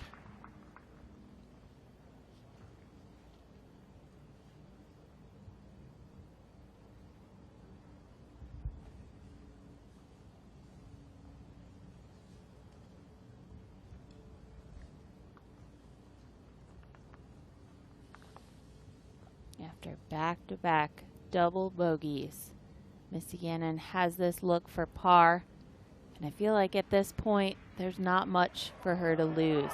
She needs to take every opportunity to score that she can. And Missy Gannon holding off. There's an eruption on the other side of the pond. Is what I'm guessing is hole 14's basket. That's over off in that direction. That sounds like more than just a park job. And Missy Gannon up and over, and I think we're catching wind of a hole-in-one. We'll see if we can confirm in a moment here. And the eruption just continues as well. I mean, how can you even focus through all that? You see Missy just not able to set up, focus in on the shot at hand. And what bad timing for Missy.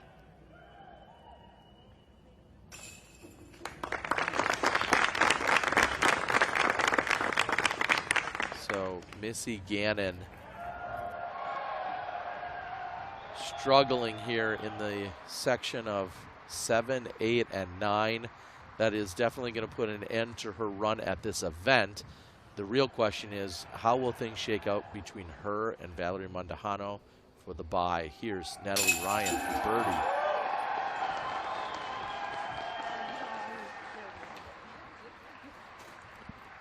Not a problem on the elevated pin.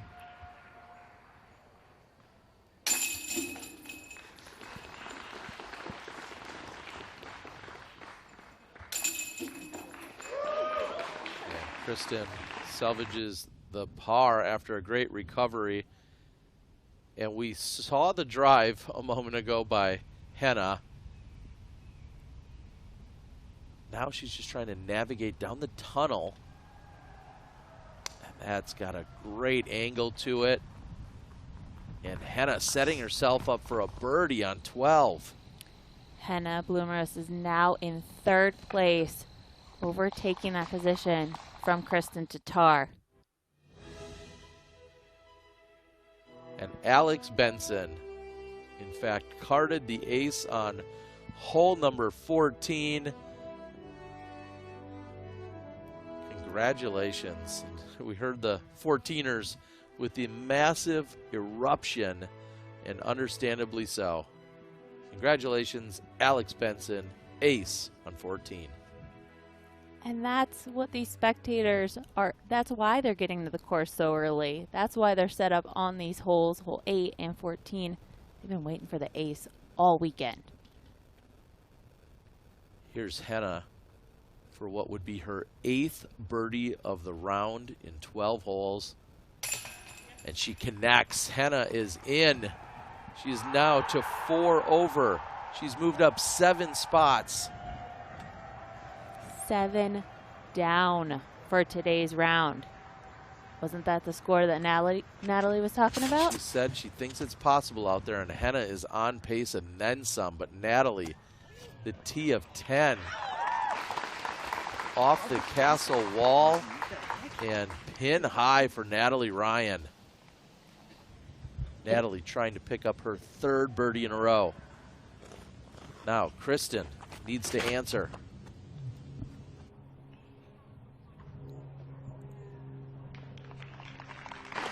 Kristen will be just outside of circle's edge. I think it's so interesting, Terry, because Natalie's on the lead card. She feels like she's battling with Missy and Kristen, but meanwhile, Paige Pierce is our leader by 1 stroke, and I don't think that's on the mind of Natalie right now.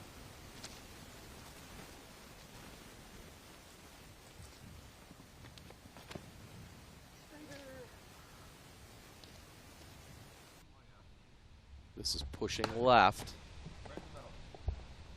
Favorable roll, and then keeps it out to the right side.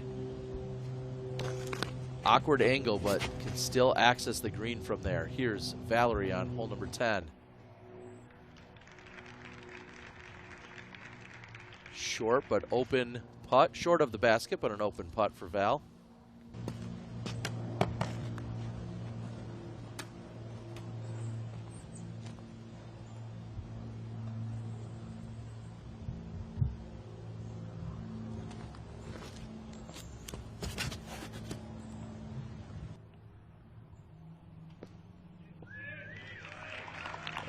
shot by Gannon. We'll give her a look at birdie as she is trying to quickly jump off of the struggle bus. Hole 10 heads through the gap and uphill. It measures 266 feet, but I think it plays well over 300. But also, with the big distance, the players still need to be accurate to hit the line through the trees on the left and the right, and hopefully skip up near the castle wall to give themselves a look at birdie. Hole 10, of course, our Eric hole. Early recognition is critical. It's just up and over the ledge.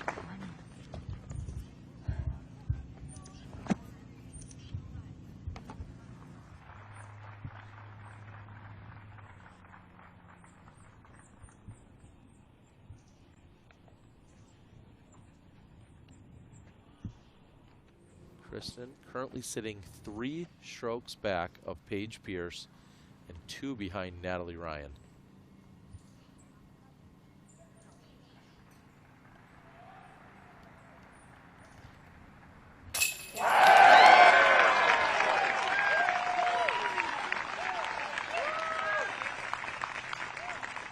Tatar with a birdie on 10. That's her first one since 5. She's going to need to apply pressure and make up ground if she wants to take down this title. Here's Missy Gannon.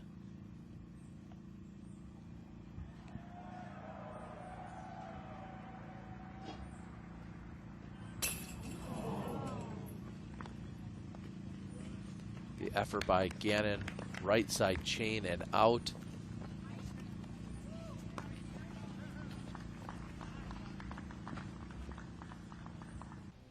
Missy Gannon has not bogeyed since hole number 3. Or correction, has not birdied since hole number 3. She needs to get something going. Here's Deanne Carey. Inside the circle for Carey. That should be an easy putt. Henna off the tee of 13. It's a little too far to the left.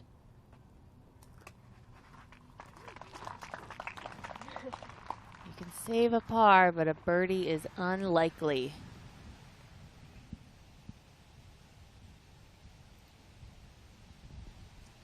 Pierce has a lane to the basket. Right side. She pulled it right, but gets a late kick to the left, and that is in Pierce's favor. She'll have a look for birdie.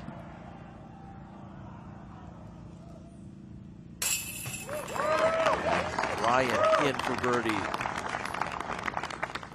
She's got we're waiting on U-Disc actually. We have her marked for par on 10, so that's going to have to get adjusted. I thought I was losing my mind here. There's so much excitement, Val, and I look, and it currently has her marked for par. That will have to get updated. We're going to take another break. We're on top of the hill at 10. We'll be back in a moment. Hi, I'm Andrew Marweed, and for the last 3 years, I've been one of the top putters in the world. I chose the DGA Steady for its straight, consistent flight path and the confidence it gives me on the green. Plus, it comes in both beaded and beadless versions with a wide variety of plastics. I prefer the Stone Steady BL, but you can find your Steady at discgolf.com.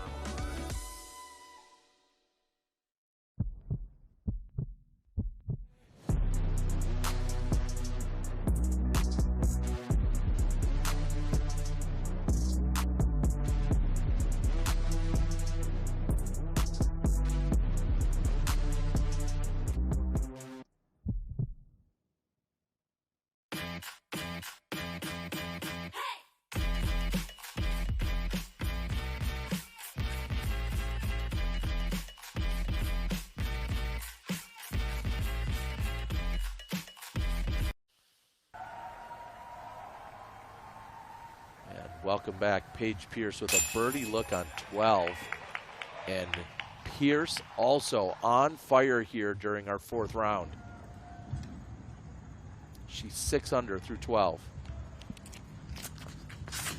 Now Natalie on the tee of 11.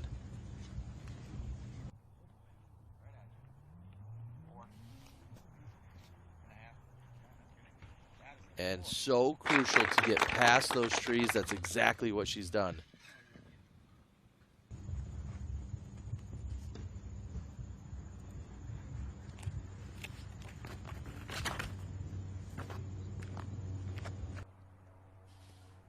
As I mentioned earlier, it's 350 feet to get over those pine trees and into this huge landing zone.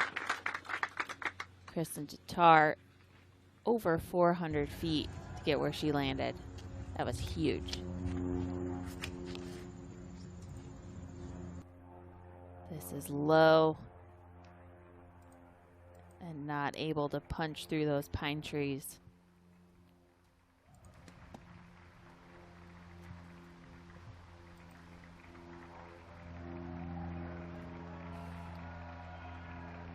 Henna, after the errant drive to the left side of 13.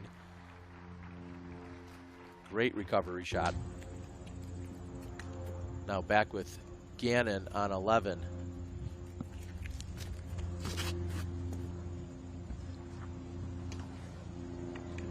Look how straight this is pushing. And finding the short grass. Does it stay? It's just barely going to trickle into the trees. What a solid shot there by Gannon. And up on top at 11, you need to go full power, otherwise known as full yeet. Check out our friends at hooligandisc.com. If you're looking for the yeet, the thread, the vibe, a whole array of discs over on hooligandisc.com. Now, Valerie has work to do. With the forehand, she's put a little too much angle on that, and she still will have some obstruction between her and the basket. You have to wonder, Val, is Missy Gannon and Valerie, are the two of them, well aware of their point standings, and have they applied extra pressure on themselves looking for that bye? We'll get to that after we see Pierce pushing hard right on 13. And somehow, looks like she filters through, which should give her a look to the basket. Are they feeling that extra pressure? I'm not sure. I think they just want to finish this round cleanly. They're really trying as hard as they can to get through. As Henna gets the crowd excited that they potentially could see another ace.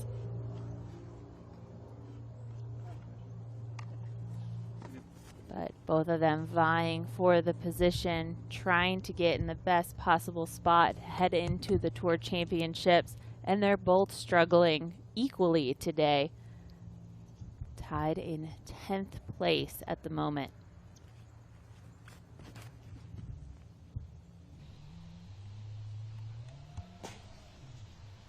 Oh, and Missy with a beautiful second shot.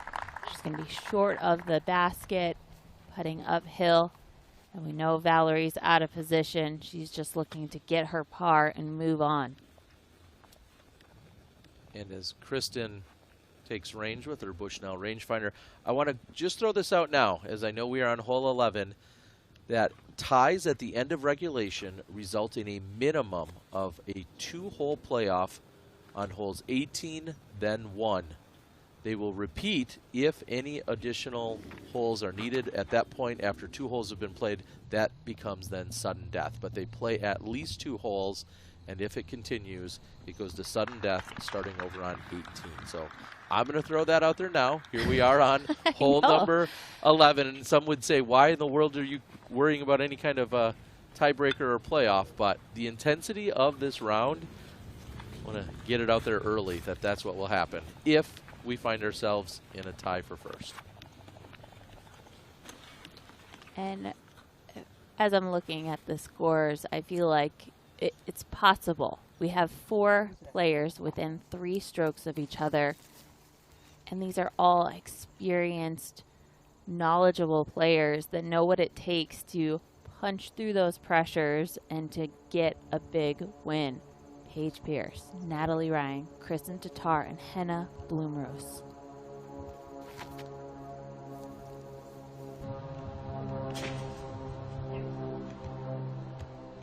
That's exactly what she needed. Up and over the pine trees. Distance was well under control.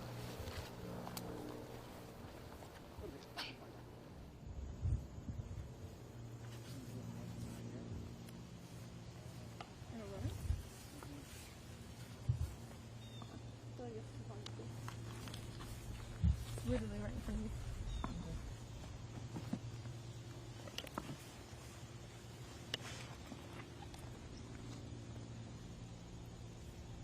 So it looks like Valerie can pull through cleanly, but what I'm worried is that follow through.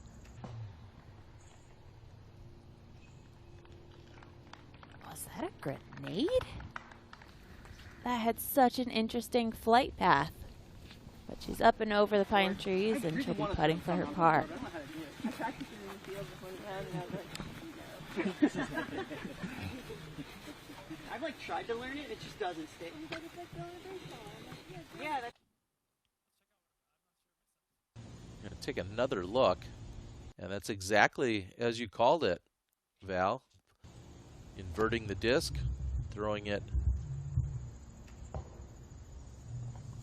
upside down, so it goes up and comes down like a knife, so to speak, or cuts straight down on you. We've seen a number of those become more popular. It's a shot that's been around for decades, but certainly has become more popular in the last few years. And right now, seeing Paige Pierce out in front by a single stroke.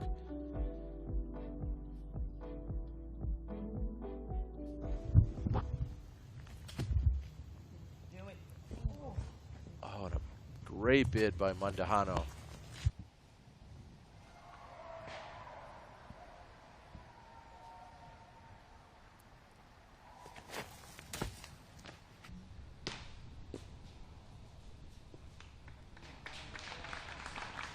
Pierce connects with a late tree, trying to find the green of hole number 13. Now Kristen from well inside the circle. And she likes it.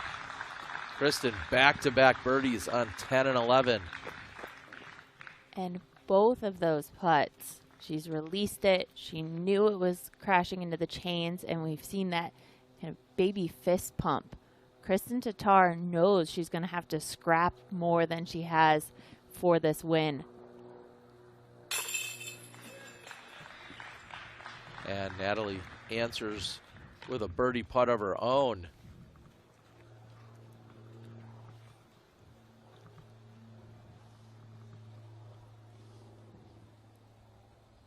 This is scary, but part of the chains for Valerie.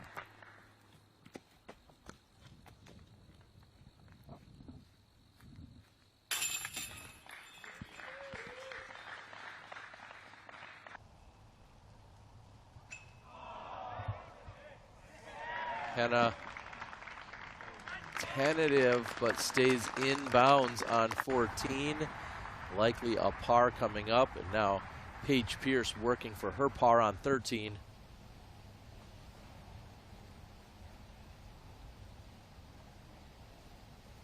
Pierce has been bogey-free here in Championship Sunday. She's sitting at 6 under, and that's where she'll remain.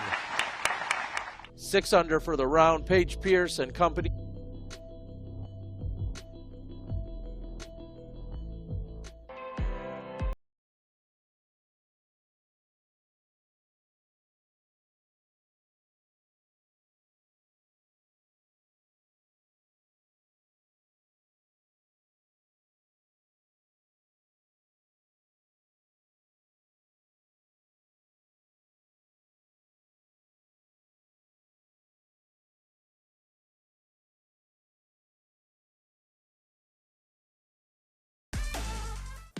I'm Johannes. Hey, I'm Jonathan. And today we're going to talk about how to aim. You have some problems with the distance, the timing, and pretty much everything. This is kind of the ground or the beginning of the throw.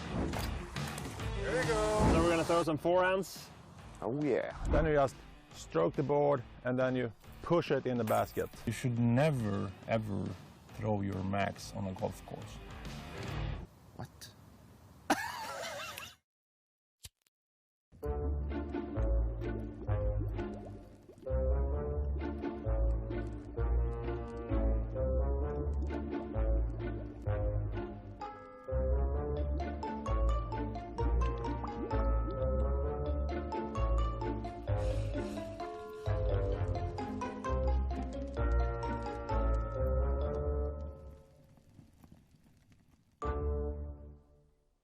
Check out the whole lineup at clashdisc.com.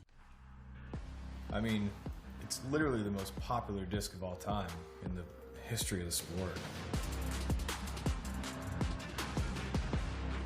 At its core, it's one of the most important tools a player has in their bag, a dependable, straight-flying mid-range.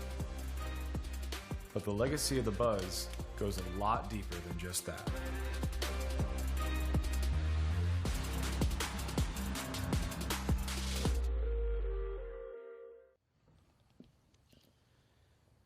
Welcome back. Natalie Ryan on the tee of 12. Oh, this is short.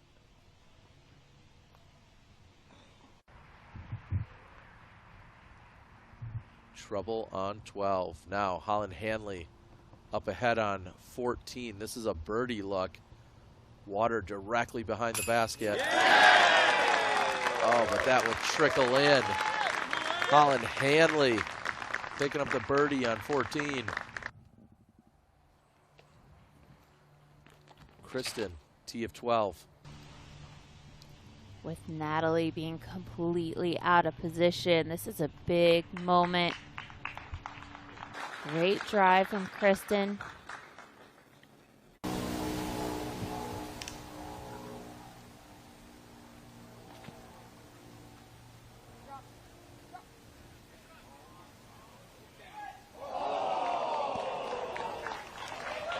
And Pierce knows just how close that was to an ace.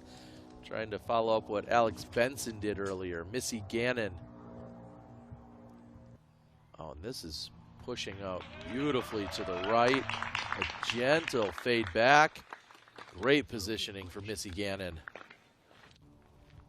And regardless of how Missy's playing, she is still pumped up and focused. I feel as if Hannah missed her line there, but is going to get away with it. All things working well for Hannah.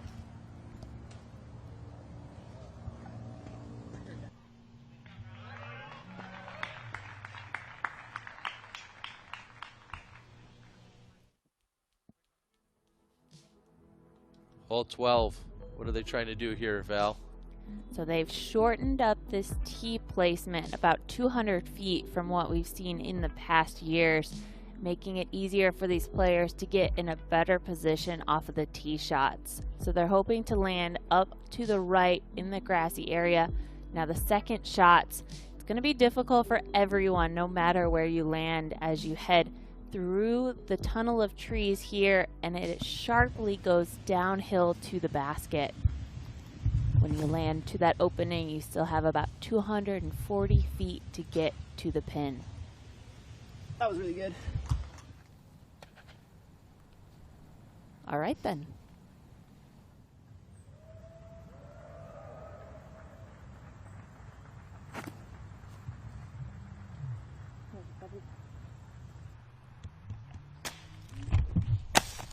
Wow. All the way down for Kristen. You see her come up in the deep end of circle 1, so she'll have about 25 feet coming back at the basket. And fellow Estonian and good friend Katie Tati has joined Kristen now. Looks like she's on the bag for her.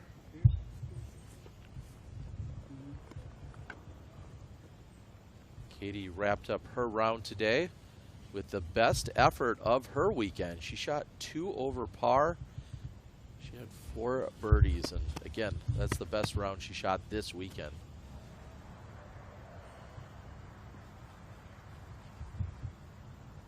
Missy Gannon continuing to battle back and forth with Valerie Mundahano, so crucial for their placement, and we'll see who makes it into the bye for the semis. And Missy Gannon buzzing past the basket, same result as Kristen. I think it's right in the ditch behind the basket. She'll have a birdie look.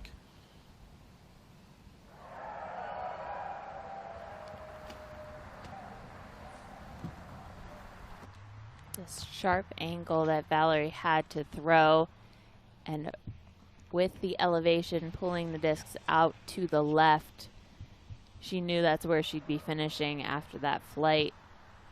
Saw a spotter just go running off into the woods to find that one. And this was a great shot. Natalie now at the top of the hill throwing her third. Pushing right, but gets a little bit of play off the embankment, and that's in position to save the par.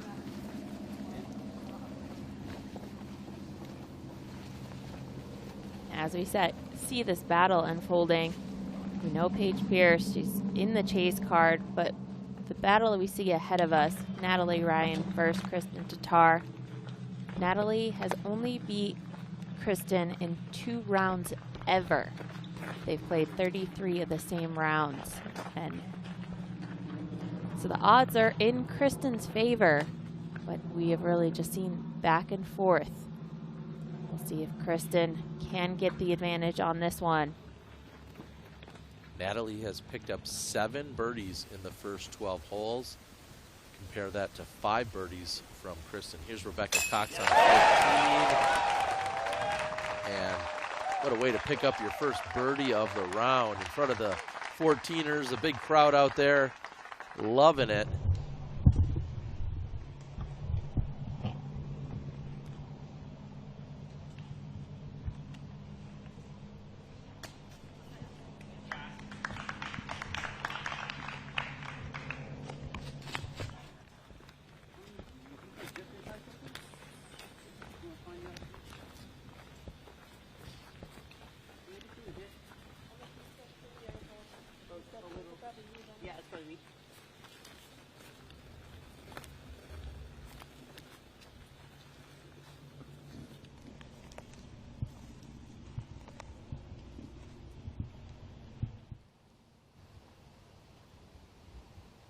Natalie Ryan to act first.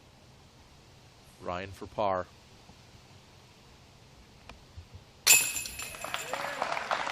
And what a par save for Natalie Ryan.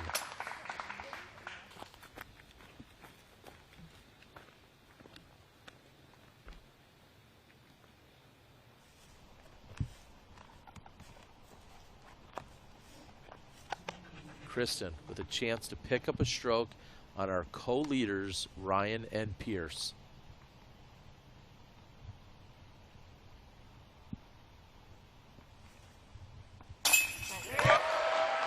And she's done it.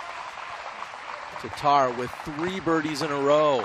Pulls within Ryan and Pierce at 2 over for the tournament. From almost the exact same distance, Missy Gannon now for birdie.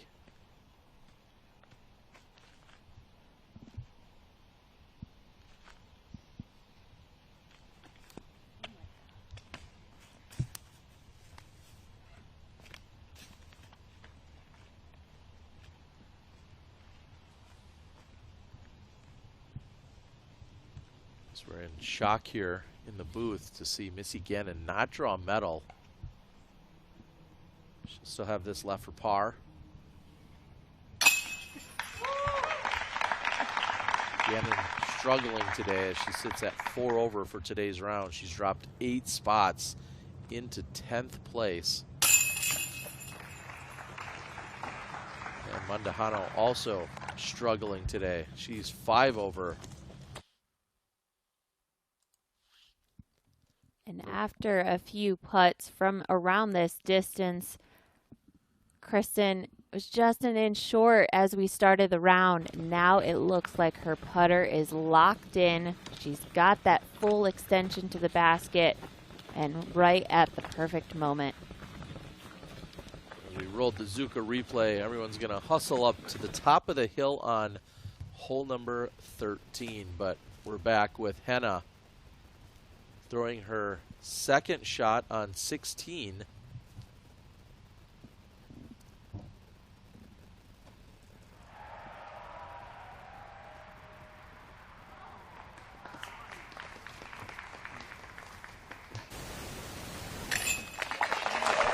Paige is in for the par on 14. We'll be right back.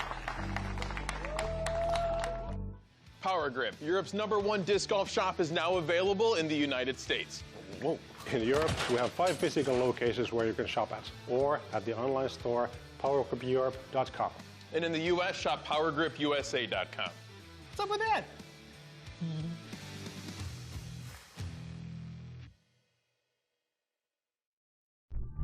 Details are everything when you're at the top of your craft. Step up to my lie with good footing. I settle into my motion. My grip is firm but comfortable. Release my arm up. The release needs to pop. Focusing on what I'm going to do without any consequences. My craft is in the details because details are the difference. And back with Henna. This is for par on 15. Nearly flawless golf by Henna today. Oh, and that will be her second bogey of the round. Henna falls back to 6 under for the round and 5 over for the tournament. She's running out of holes. If she wants any chance, I feel like she's going to need to come close to birdieing out.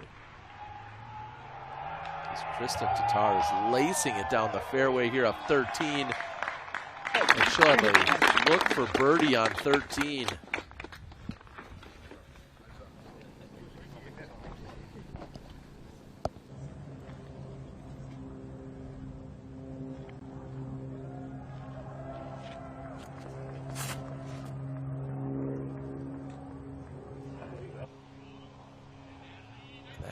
Continues to drift over to the right side, and even closer we'll find Natalie Ryan on 13.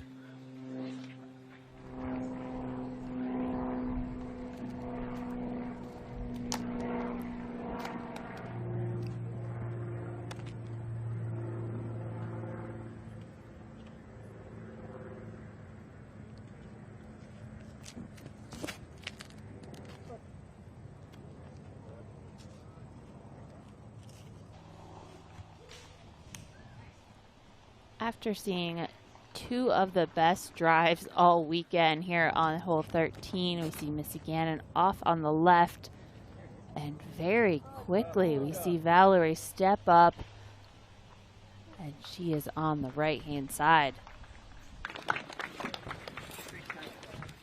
We've talked so much about Missy Gannon along with Valerie Mondahano and the 2 of them and how they've been battling back and forth and what it will mean to possibly leapfrog one or the other into the bye for the semifinals at the Tour Championship. But Owen Scoggins says, wait a minute, guys, I'm right here in that battle as well. I've had a rough weekend until today. Owen Scoggins tearing it up on Championship Sunday. And just when we thought we were going to count out Owen Scoggins, she is now very much in the conversation, because if she finishes strong, she could leapfrog both Missy and Valerie and overtake that 4th place position, which earns her the bye into the semifinals and guarantees her as an all-star for our 2023 season. Unbelievable the shakeups that we're seeing here on Championship Sunday, Val. It is unreal to see Owen moving up 5 positions. She still has 2 holes left to play, so she put in the work, and it is going to pay off in a couple weeks from now. Paige. 2 pars in a row, now off the fairway on 15. We know how punishing it can be to get off the fairway We saw a moment ago how great Henna's approach was, but that was just short of miraculous. Paige will need a miracle of her own. Now, Valerie trying to find her best route to the basket. She's going to have to put this on Anheuser and then have it just kind of drift or fade all the way to it, coming in nice and flat. And that's about as good as she could have asked for from that spot.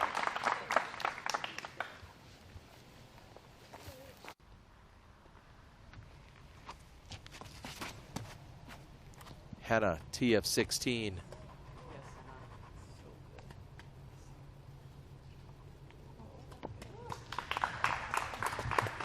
A hole so few have birdied, but she'll at least have a look at it. Now, Paige. Very little forward progress for Pierce here on 15. Both Henna and Paige finding trouble in the last few holes. And it seems that momentum is now shifting in the favor of Kristen and Natalie Ryan. They're both inside circle 2, putting for their birdies. It has become such a chess match with these two players. Now just matching each other. On the last hole, it was Natalie up first to set the bar for the putt. We'll see who was up first here on 13.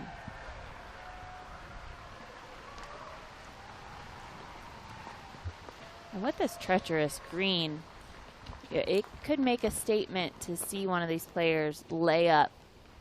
We'll see if they're out of position and they're forced to lay up, or if they can get the green light and run at this basket. There's a severe drop off behind the pin, no more than 3 feet, 5 feet behind. So if you miss, you could likely get a roll 50 feet down the hill. Gannon, a long look at saving par.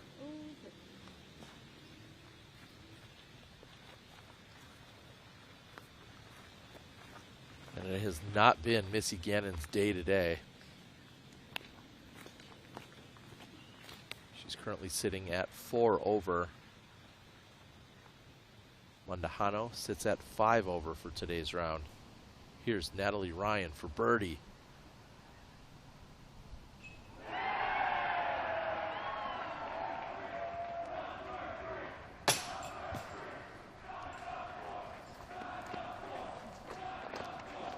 Natalie Ryan looking off in the distance as you can hear hole 14's green not far away, in fact under 300 feet away. Also off in the distance would be 9's green, but Natalie Ryan off the top of the basket. Kristen can tie for the lead with a made putt here.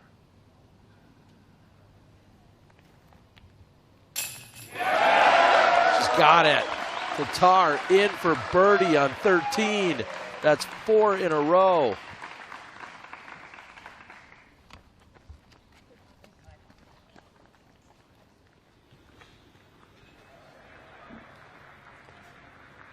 Both Kristen and Natalie up to this point were 100% C1X putting. Just a matter of them getting those clean fairway hits to finish off the round.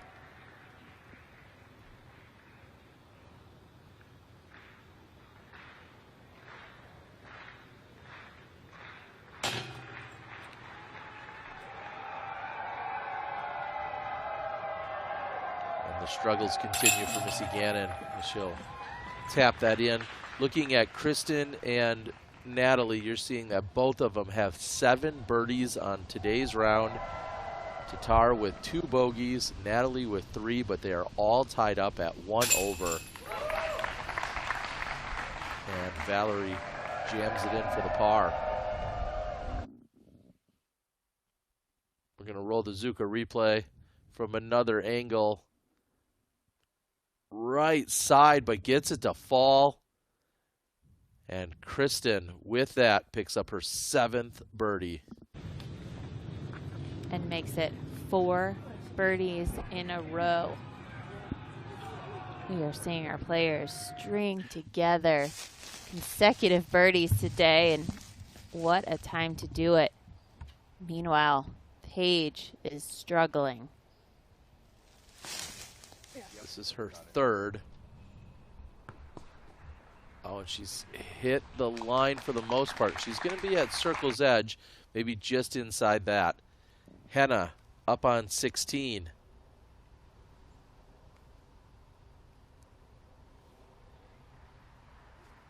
She has driven deep of the basket, and Henna on the high right side puts in for birdie on 16. One of only a few women all weekend to do so.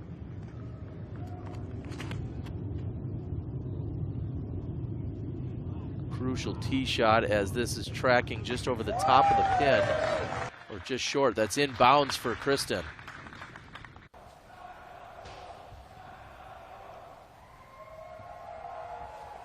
And on 15, Deanne Carey has a long birdie look from the middle of circle 2. And a long birdie connection, that is. Deanne Carey, slow start on 1, but all birdies and pars since. Huge tee shot for Natalie Ryan.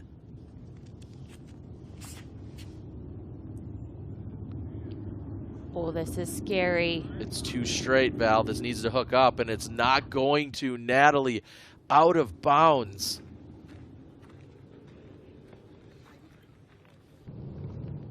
Knowing that Kristen isn't underneath the basket parked, that is a huge error to see Natalie not make it inbounds off the tee shot. Yeah, she needs to be just anywhere left and inbounds to at worst lose a single stroke. But look at the drive by Valerie, getting the roll back to the pin.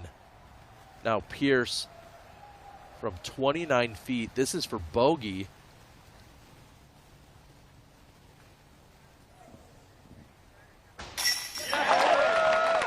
And Pierce connects. So she will put her first bogey on the scorecard, but limiting it to just that. Pierce falls back to 2 over. Missy Gannon with a very safe angle. And it checks up. That's the shot that Natalie needed to throw. Just throw it high in the air with a lot of hyzer angle, and you're likely to find your way back in bounds. You could see how narrow the fairway is, as it's maybe twice as wide as that road. But when you get closer to the pin, it is a very steep by the basket. So players in the past have hit and rolled, but now they have this sponsor wall riding the out of bounds line, so it does catch the discs. But with Natalie not throwing inbounds, she will now proceed to the drop zone and have to execute this shot. Is it worth it to go for it? I'm not sure. This may be the biggest moment of the round for Natalie Ryan from the drop zone.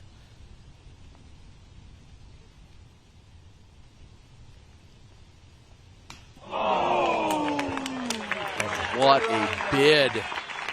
Certainly no fear in going after it, just coming up a little short.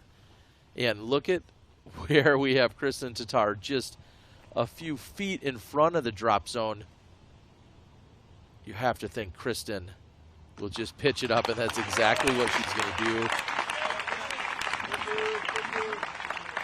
Val, you said chess match earlier. That's exactly what we're seeing play out in this instance. Knowing that she's gaining the stroke on Natalie, she pitches it underneath the basket for the tap-in par.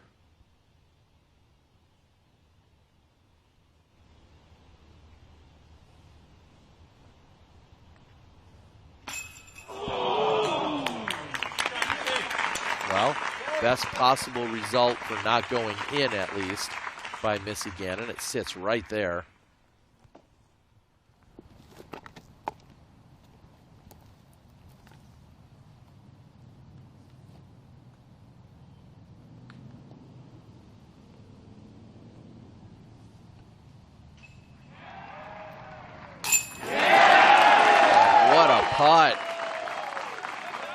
Mallory Mundahano with the lone birdie here of our lead card.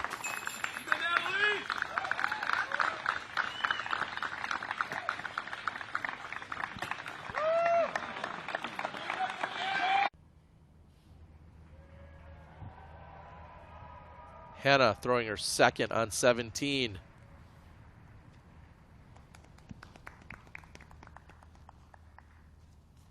Incredible round by Hannah so far today. We'll see how she can close out.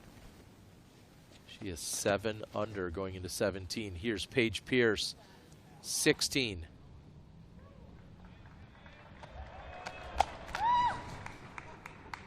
And Pierce will be putting for birdie on 16 on the other side of this commercial break. What could we have here? Fancy stuff here. Okay. Oh, yeah. Good quality, super stiff, pretty grippy too, I would say. I think I would throw every disc in this plastic.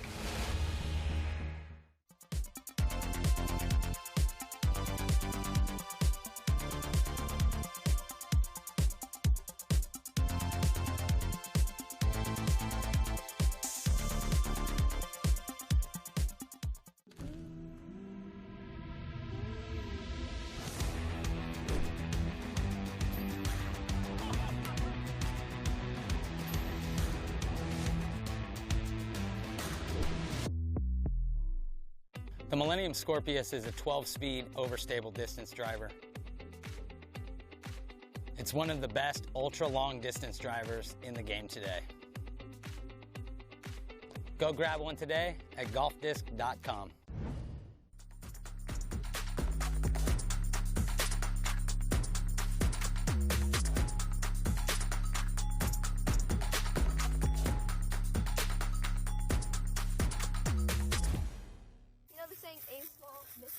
Aim as small as possible. And you'd miss as small as possible. Yeah. Jaden, this is you putting without this stuff. All right, same putts, only with a much clearer target. See? It does! It does work, see? And for being part of our video, we got one just for you, all right? For real? For real. Thank you. And every time you putt, just think, focus, putt, repeat.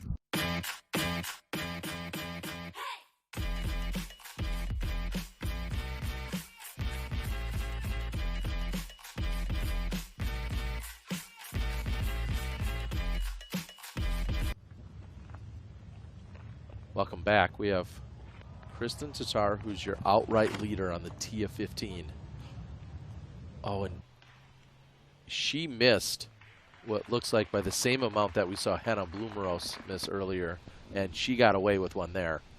Now, Pierce from circle 2 for birdie on 16.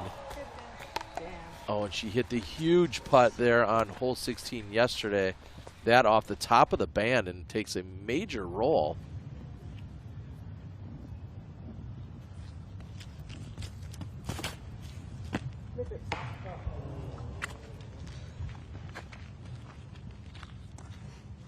Missy Gannon not having her best day. That's off the mark. I feel like, of course, you want to hit the fairway, but you'd rather miss right than left on hole 15. Natalie Ryan trying to answer. That. This looks piped. Oh, one last tree before she was going to be parked. So this is where Pierce's birdie putt rolled back to. So far from a tap in, but she connects. So solid recovery there for Pierce. Pierce remains at 2 over for the tournament.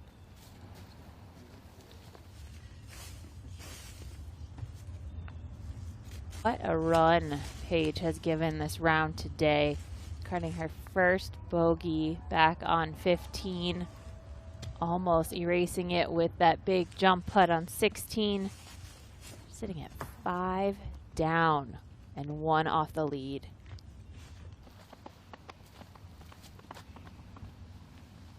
Missy struggling on 15. This is for a birdie look on hole 17. just off the rim.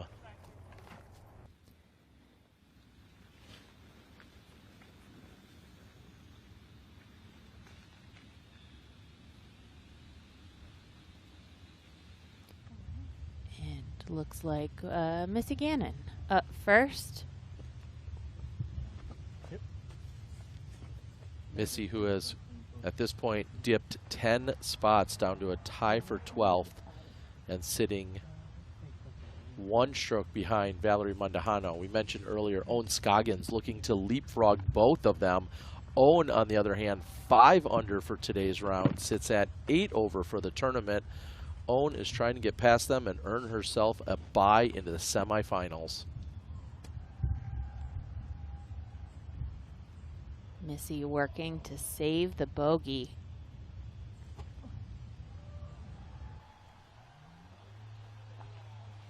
Great forehand flex for Gannon. Back with Henna to save her par. Hole 17.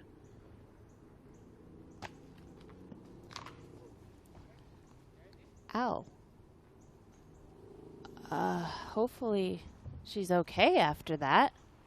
Now that's got to be frustrating. Her putting has been so on point today, and now she's back where she just was moments ago. And she is frustrated. Hopefully she can calm herself down. She has been playing incredible up to this point. For bogey. Oh no. And that is back to where she was moments ago. Henna putting for double bogey. Now Kristen.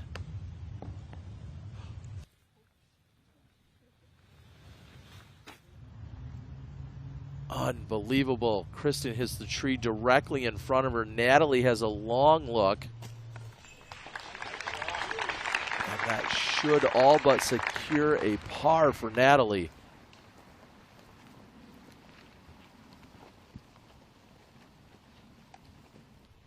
I can feel the tension.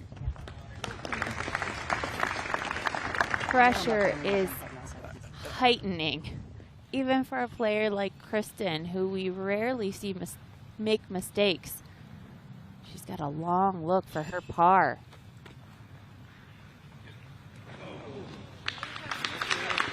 And the effort will come up short, so Kristen is going to put a bogey on her scorecard, which will bring her to 2 over.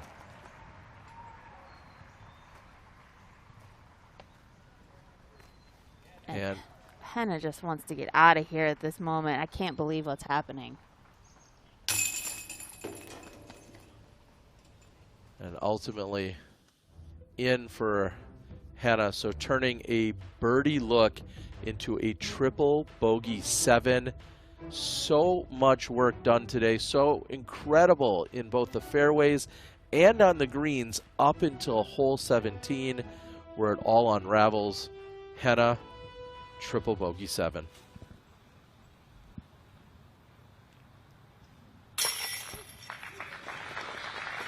Meanwhile, back on the lead card, Natalie Ryan looks like she will be the #1 contender against Kristen Tatar. Paige slightly falling off.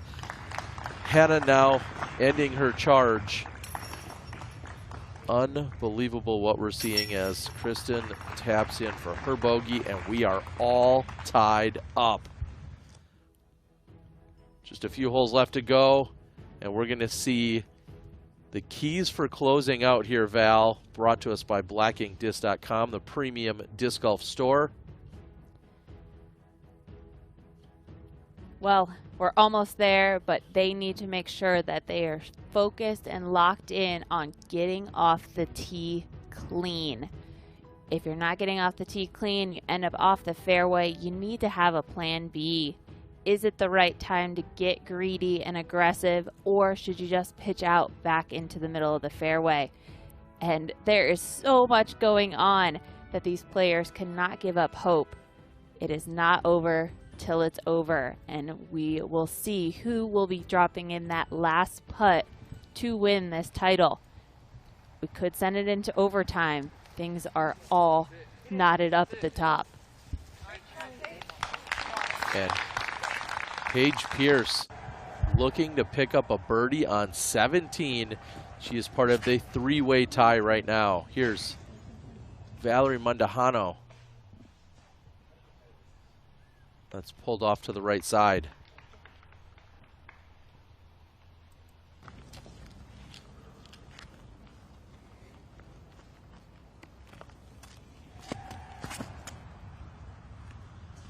No. Dang. So close. One final tree to beat on that left side, but Natalie Ryan connects and kicks her to the right. We saw the massive circle 2 putt from Kristen yesterday. Can she get it closer today?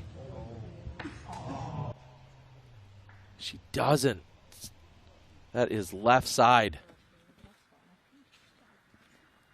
And again, I have to mention of the battle that's going on with our lead card between Kristen and Natalie. They are competing against one another in every single shot. Meanwhile, there's that third component, that third competitor, Paige Pierce, who is charging on them. A little less pressure on that chase card, and she is just lighting it up. So it's a weird dynamic happening now, and as much as we say you shouldn't be paying attention to the scores, there's going to be a moment in these final few holes where it's going to be important for Kristen and Natalie to know what Paige is shooting, to know how she finishes off this round, and that may change the decisions that they have to make. They might have to run at a putt they might otherwise have laid up, or go for the more risky shot to get into a better position. So we will see. Well, speaking of positions, Zoe, can you give us any assessment of what we're seeing from Natalie Ryan as opposed to what Kristen Tatar has? I'm a little bit out of position, but from what I can gather from our gallery and where I see Natalie right now, it looks as though Natalie may have a tougher shot to get to the green. All right, as Kristen has grabbed range, we've got her at about 133 feet to the pin.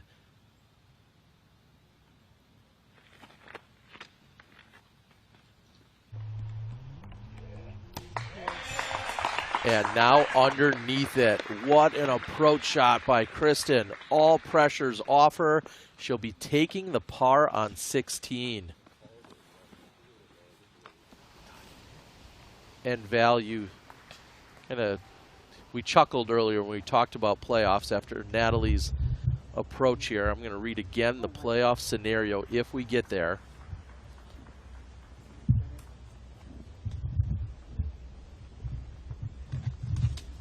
Natalie trying to find position.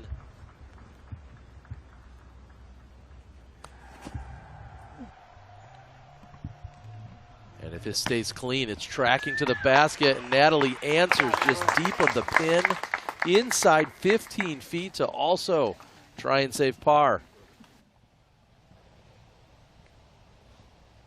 Pierce on 17. We just saw the debacle moments ago by Henna. Same elevated basket. And it is trouble going long with Paige throwing it at basket height on that elevated pin. At best, she's landing 20 feet long, but because it drops off, she's probably lucky to stay inside the circle. We'll see if Missy Gannon can be as effective as the previous two approaches. This one looks great because it is Gannon right there. So I'll read again. Ties at the end of a regulation result in a minimum of a 2-hole playoff on holes 18 and 1, then repeat. Sudden death rules apply after 2 holes have been played. Pierce is going to need this to be in contention. She goes from right side chain to now left side chain. Pierce puts a bogey on her scorecard. She's gone 2 over in the last 5 holes and now is 1 off of our 2 leaders.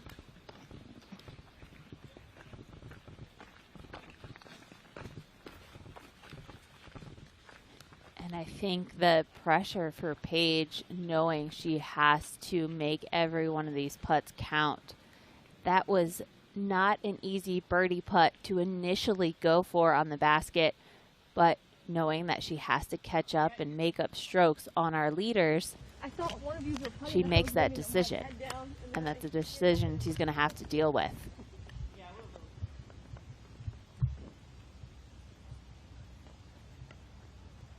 Valerie had approached to this position, so she's looking to save her par, as is the rest of the card.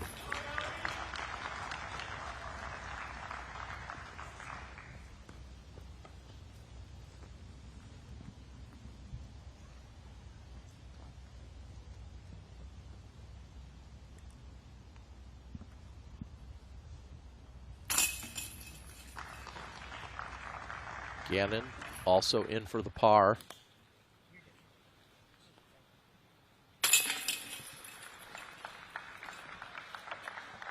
Natalie with the par, and Kristen also will have the tap-in par. We're going to take a quick break, and then we'll be right back on the Disc Golf Network.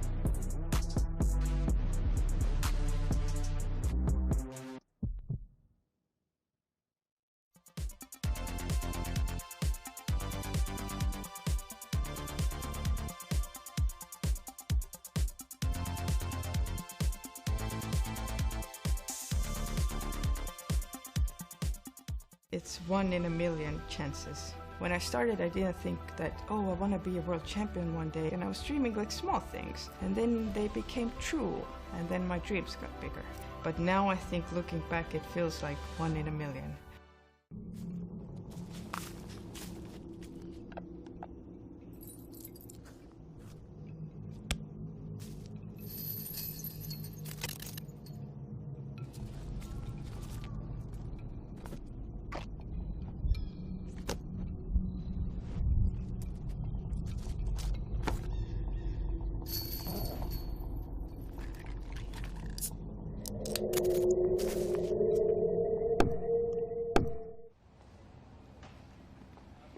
Welcome back.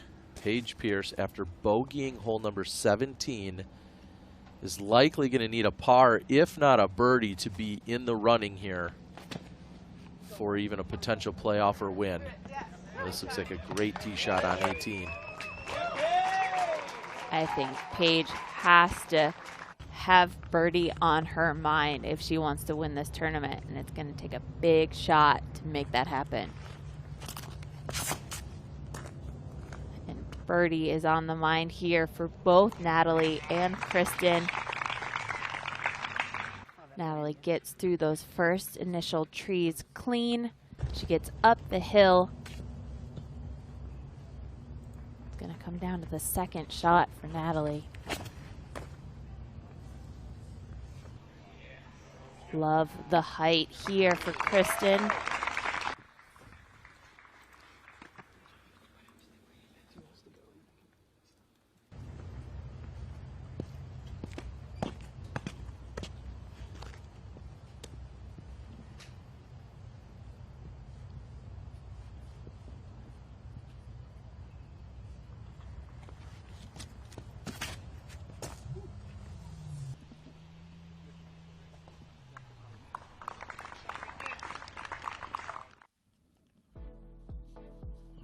clean tee shot there for Missy Gannon. We saw, most importantly, Kristen and Natalie both puring the shot, putting it right up the middle on hole 17.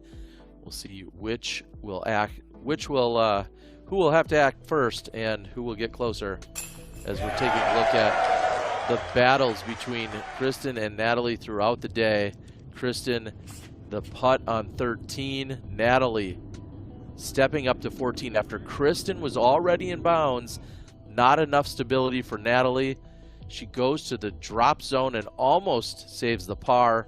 And then Kristen makes the unforced error here on hole number 15. Natalie regains the stroke she lost on the previous hole. And then they both have incredible approach shots on 16.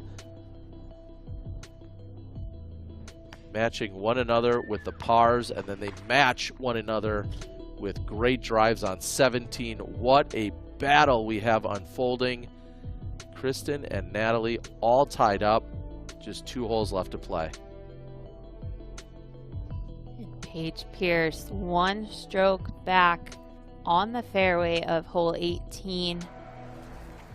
We'll see if she can bring herself up with enough courage to go for the green and try and tie our leaders.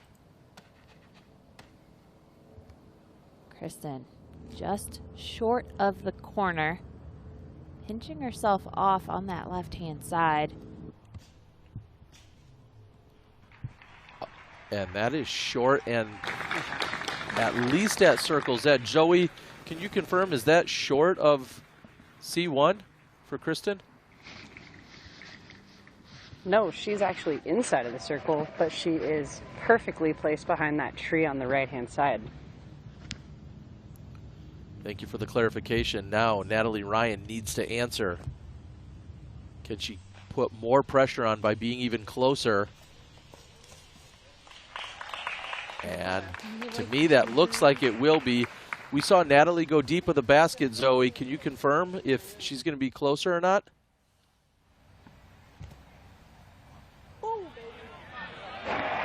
I cannot quite tell at this point. I'm just a little out of position.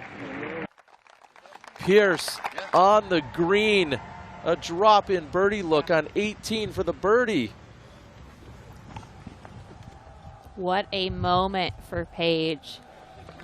These are the crucial times where you know that you have to play the risky shot. Paige Pierce makes it happen. Now, I'm wondering what's going through the mind of Kristen. We know that it's death behind the basket. First up, Missy Gannon.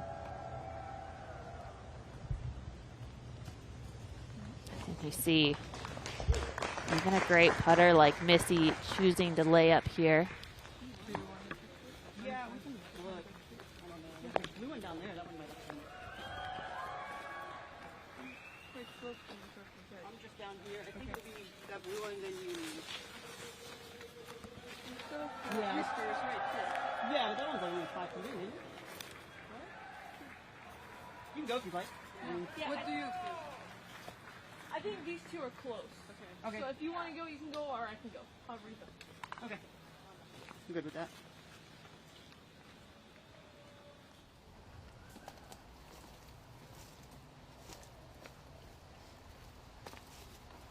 After a conversation, Kristen first up for the birdie putt, and as Zoe was mentioning, that tree is in the way. Just having to straddle out to the left-hand side.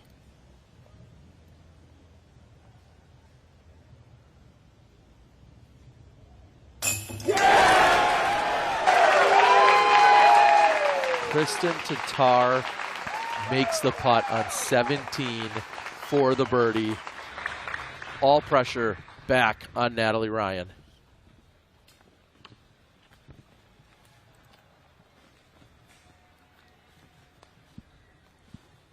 And Natalie will have another few moments to think about this putt.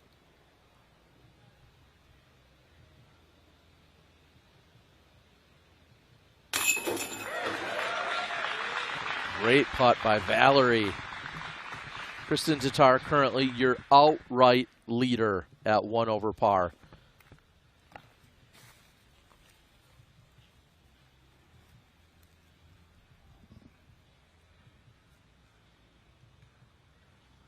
For the tie heading into the final hole.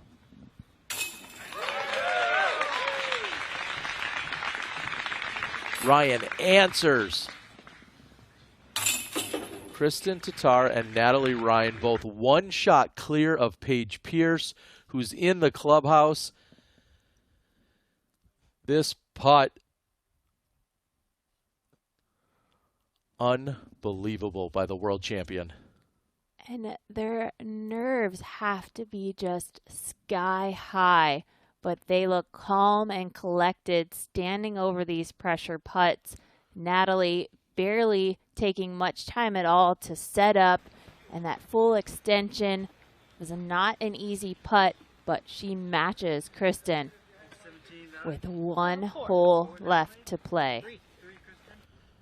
We're going to take a quick look back at what Paige Pierce had to do to keep some pressure on the lead card, and that beautiful second shot puts her right next to the basket. Paige Pierce birdies hole 18 to finish out. That gets her to 2 over par, but Kristen and Natalie have just birdied. They are ahead of Paige by a single stroke. So crucial to see who lands closer to the basket and gets the longer drive here off the tee of 18. Natalie Ryan hits early, kicks into the fairway. Safe shot from there, but Ryan short.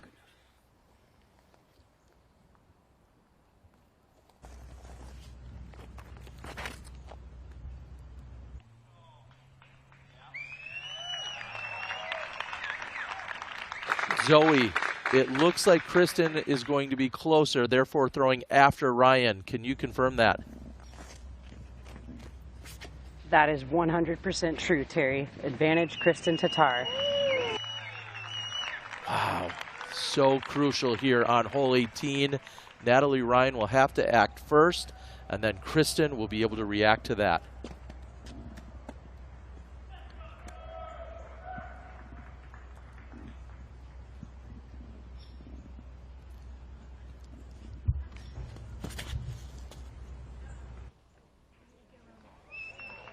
Missy Gannon lacing her shot up the fairway, but short.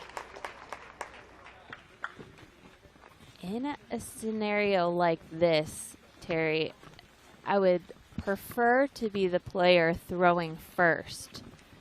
However, in this scenario, that means that Natalie is shorter of the opening. She's shortest drive, meaning it's going to require a much more difficult second shot.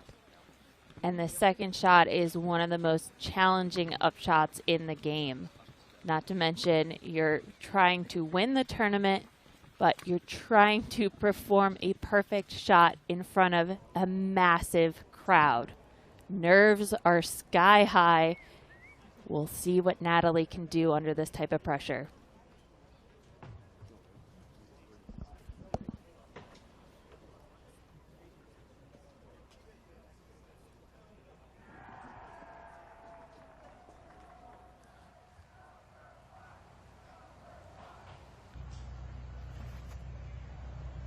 And Natalie Ryan just pitching up for position.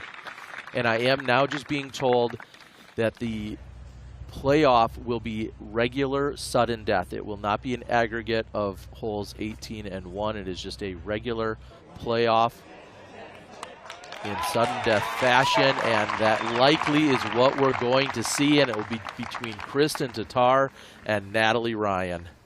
Both in position to get up and down for par. However, Paige keeping herself warmed up. They will start on hole 18 if there, or when there is a playoff, it will start on hole 18. If it doesn't end on 18, they'll go back to 1 and they will continuously play it in that loop. Paige Pierce off near hole number 1, practice putting at the moment. She is not watching the outcome. She's just hoping she has a chance at the playoff. It doesn't look good for Paige Pierce at the moment. It would require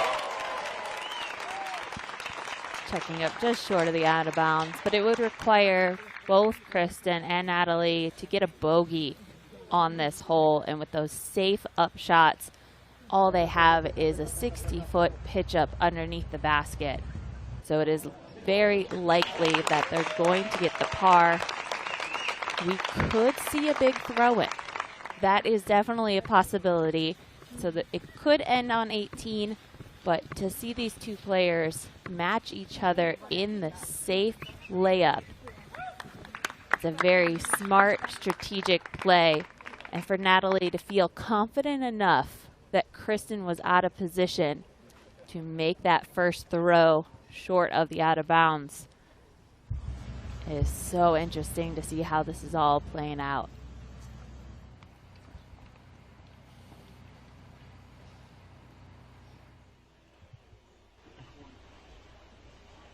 Natalie Ryan needs to secure the par to have a chance at playoff. And that is right next to the basket. Should be the tap-in par that Natalie Ryan needs. That, of course, is only if Kristen doesn't throw this in. But Kristen not giving it a putting motion. This is going to be an approach for Kristen. Oh, and just past the basket. She does give it a chance. Kristen will have the short comeback putt, which means we should be going to a playoff between Kristen Tatar and Natalie Ryan. I want to quickly just get it in there. Earlier, I was misinformed of the aggregate playoff. I was then just informed there was not a waiver granted, so that's why we are seeing a traditional playoff that will unfold if we go to it.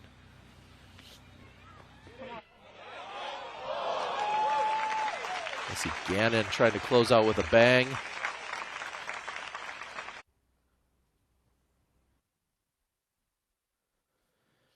And we see just how close the approach was by Kristen. Almost trying to finish it here on 18. Valerie Mondahano trying to close out her tournament. A little bit of a rough day for Val.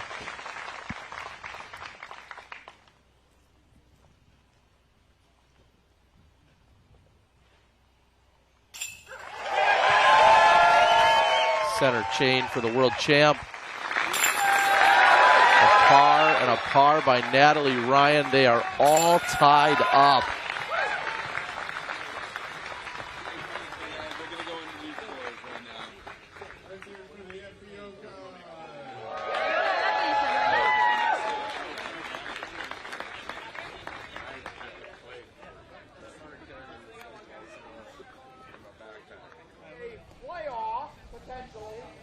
It will be hole 18 and then hole 1, sudden death repeating. All right?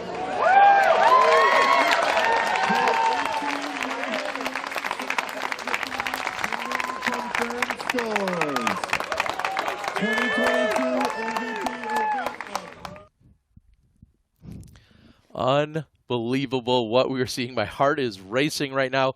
Kristen Tatar came into today's round 1 stroke behind Natalie Ryan. She made up that stroke. They both fended off a charging Paige Pierce. We're going into a playoff for the final tournament round here in the 2022 Disc Golf Pro Tour season. Everybody, let's simmer down for a moment. Val and Terry Miller will be right back for the playoff at Maple Hill.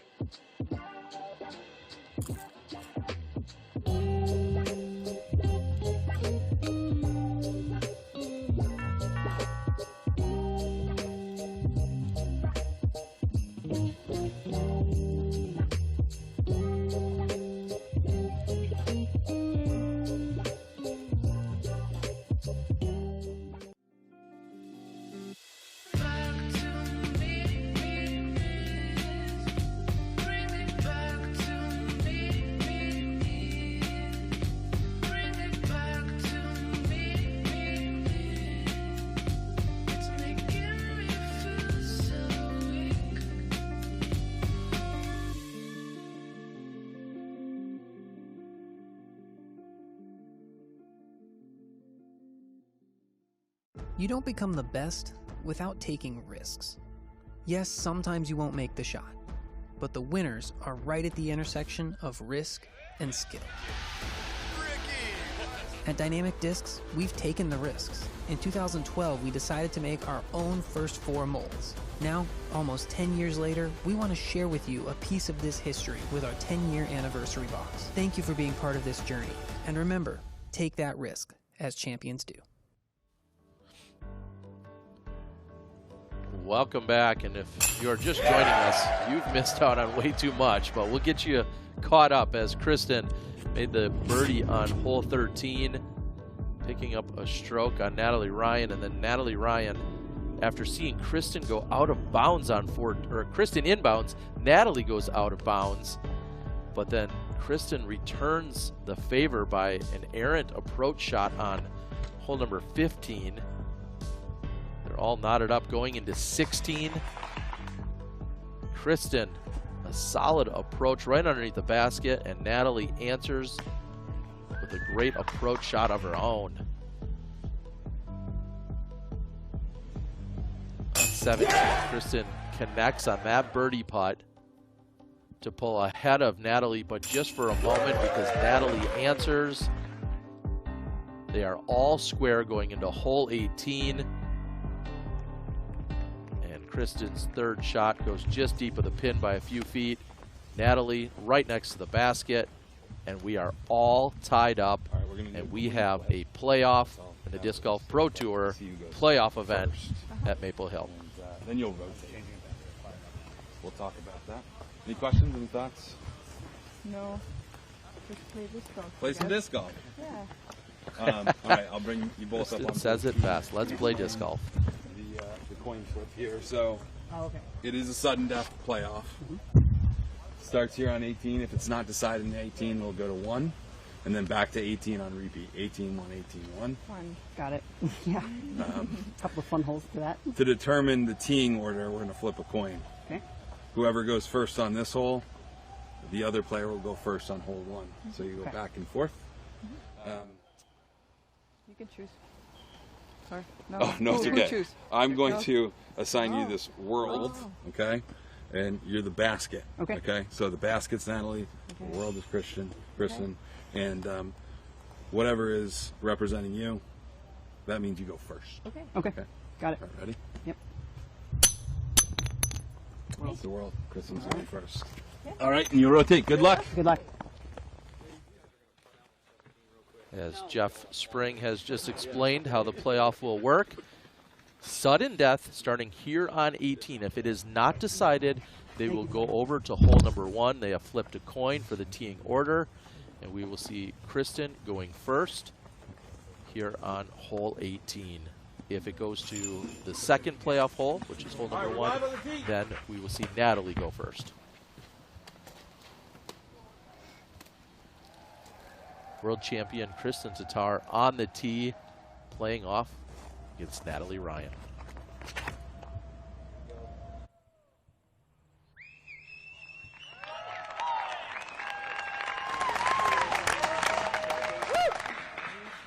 Looked very similar to what we saw during regulation.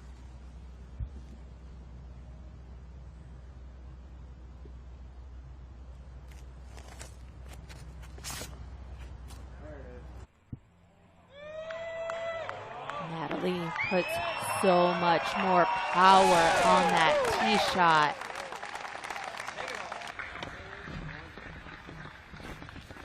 We looked back on what these players did in the previous rounds on hole 18, and we saw that they took a couple of bogeys to finish off the round and a couple of pars. We have yet to see them go for the birdie and get the birdie on this hole.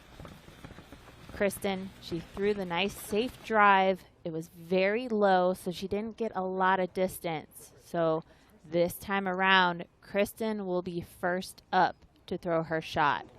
And knowing where Natalie landed, she could safely lay up depending on what Kristen does. But if Kristen goes for the green, lands safe, Natalie has an advantage and a much better position to go for the green and execute that shot Look at the angle that Kristen has to throw to get up to the basket.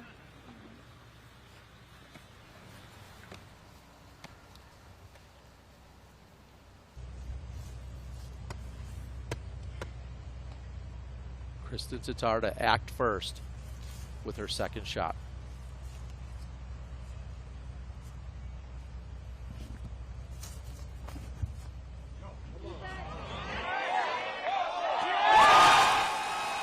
And Tatar finds the green.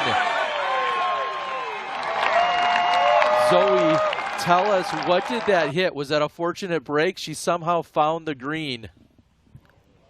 Yeah, Terry, we just got a little kick off of that V tree right there that she would put through from the drop zone, and she is inbounds.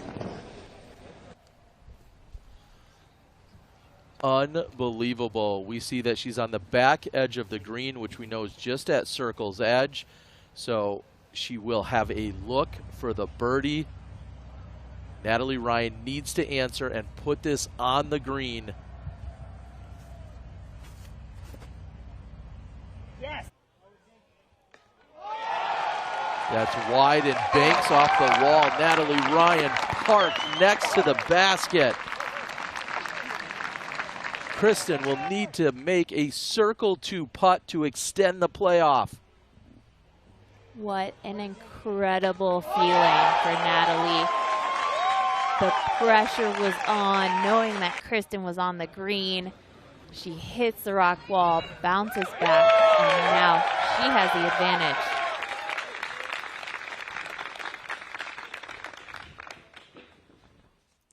World champion Kristen Tatar needs to make this putt to extend a playoff at the MVP Open at Maple Hill. Tatar for birdie.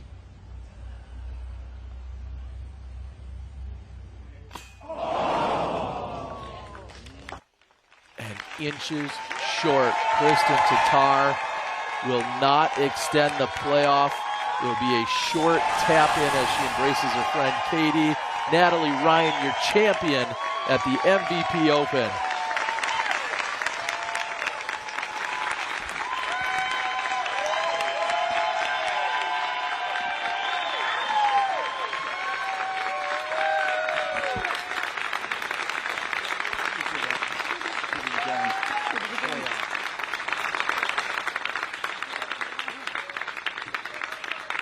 Our 2022 FPO MVP Open champion, Natalie Ryan!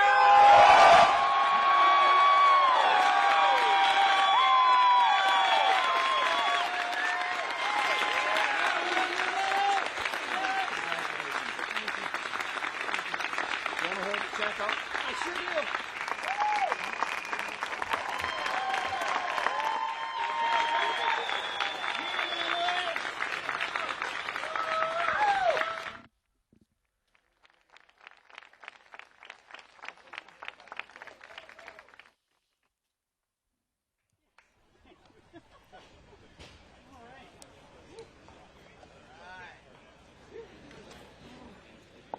Come closer. Cool. All right, we're ready.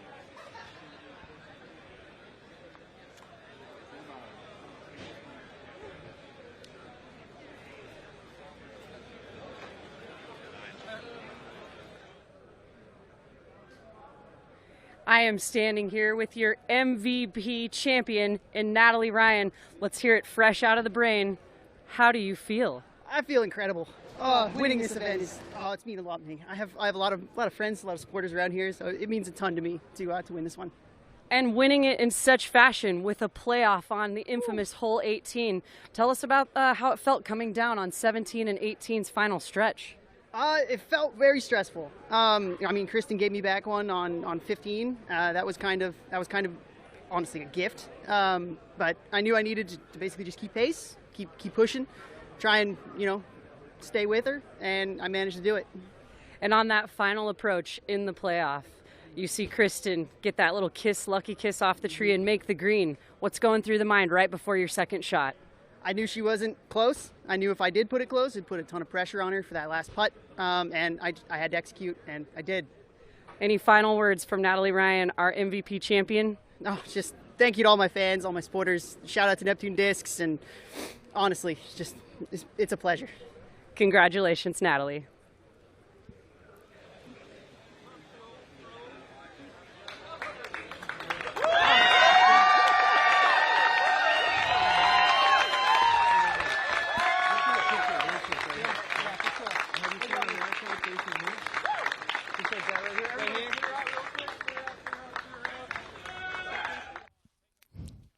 And congratulations again to Natalie Ryan. Maybe our heart rates will start to slow just a little bit, but Val, the first person to get past Kristen Tatar in her last 5 tournaments. It goes to a playoff. How do we process all of that? How do you dethrone a giant? That is what Kristen Tatar has become over these last month. She has been almost impossible to beat, impossible to catch, specifically in those final rounds. And there were several contenders down the stretch. It really came down to those last 5 holes or so.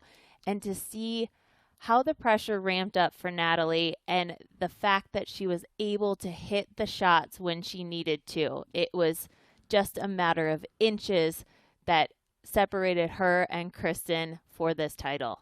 Again, congratulations to Natalie Ryan. We're going to break it down a little bit more in the OTB After Show. We're also going to hear from Kristen Tatar. All of that and more on the other side of this break. We'll be right back.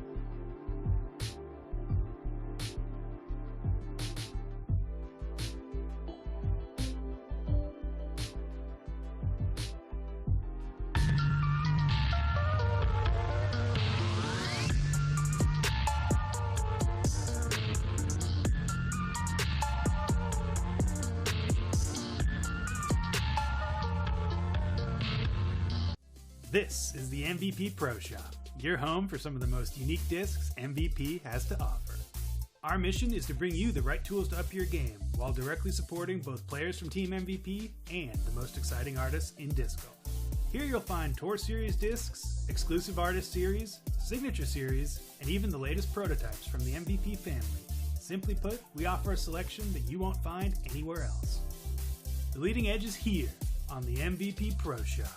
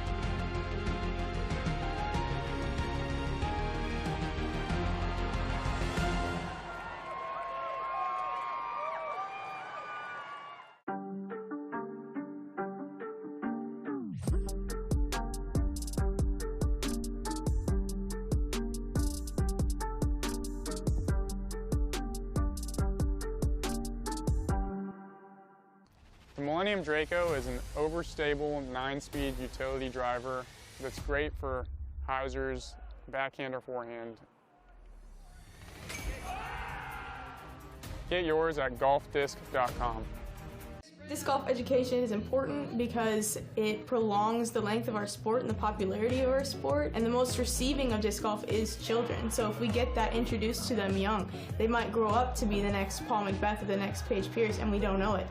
There's a lot of different facets to being a professional disc golfer. It's not just going out there Friday through Sunday and playing, majors and DGPT events. It's social media, going to signings, doing clinics, doing YouTube channels. So there's so many different facets to being Ricky Wysocki than there used to be.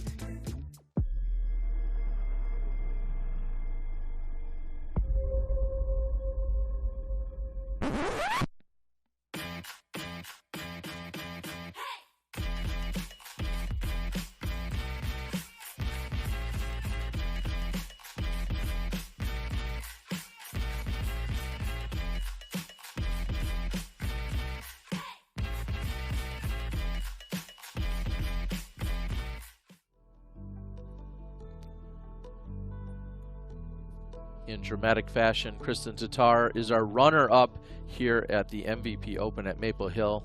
She's in the clubhouse. Let's hear from her now.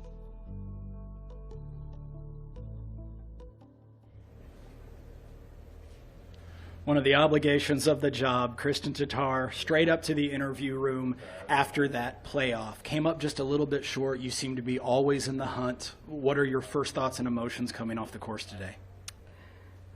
Honestly, I gave my best. This was my 100%, and I regret nothing. I was not the best this week, and it's okay. You talked many times this week about playing your game plan, not your competitor. Mm-hmm. You played 18 the first time, you chose to lay up. You played 18 the second time in the playoff, you chose to go for it. Mm-hmm. What was the thought process behind that decision? Honestly, actually, every time on hole 18, I was quite a bit shorter than I was during practice rounds. So it was a little bit awkward moment. And today as well, the disc it like slipped out of my hand. There was no strength behind the drive.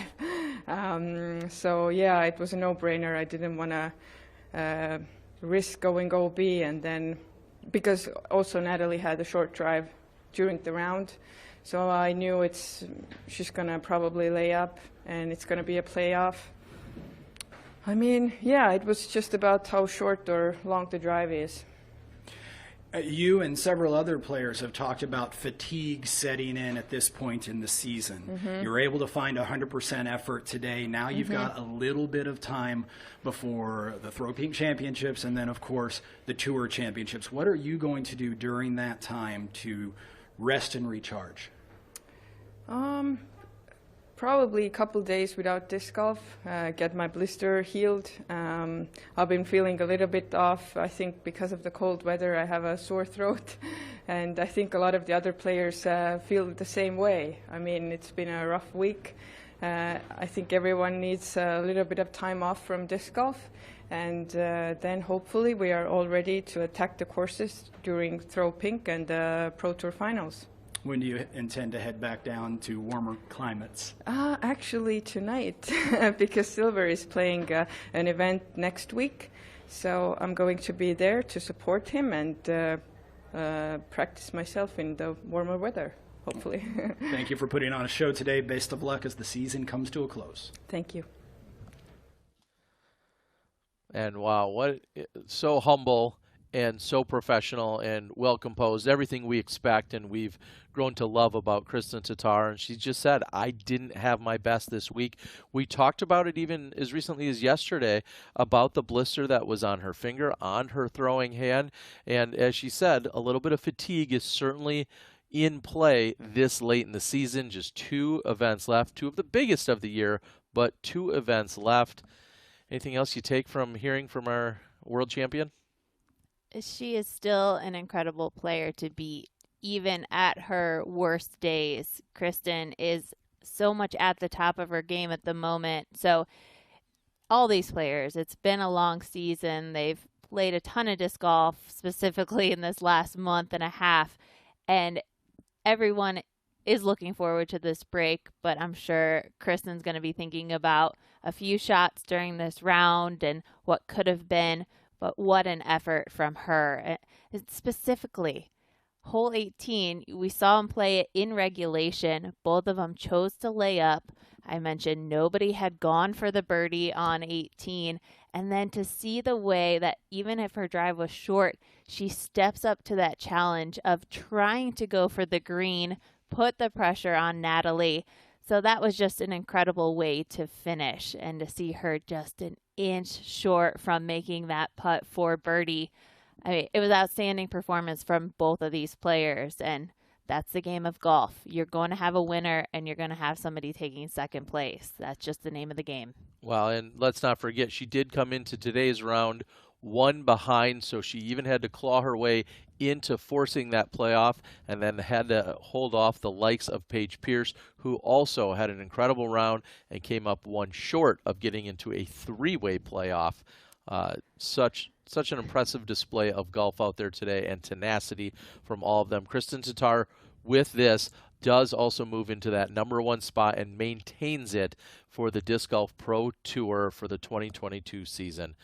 Now we're going to take a look at our champions highlights. Natalie Ryan and some of the work that she did today. She spoke yesterday knowing there's more birdies on the course. Today she went out and got quite a few of them, including getting hole number 3 with a long putt. The very treacherous hole 6, piping it right up the middle with a forehand. Stepping over here to hole number 8, getting a fortunate break off that tree. Still would have likely been on the green and looking at a birdie, but that tap in certainly helped out. And then moving over to hole number 10, going just deep of the basket, being able to make that putt for the birdie. And then seeing such an incredible putt there, heading over to hole 17 with all of the pressure on, knowing that she at the moment was down 1, needed to have this for a share of the lead going into the final hole, the 72nd hole of competition. Take another look at the angle uphill. And Natalie had 8 birdies on her scorecard today. That means she also had 4 bogeys. So she had glory, but she also had struggles that she had to overcome. But that was the shot of the weekend. And taking it down, her second Disc Golf Pro Tour event of the year. Champion, Natalie Ryan! I could listen to Steve Dodge all day. The spirit, the kind soul, the amazing human that he is, handing off the trophy to Natalie Ryan. Again, congratulations to Natalie Ryan.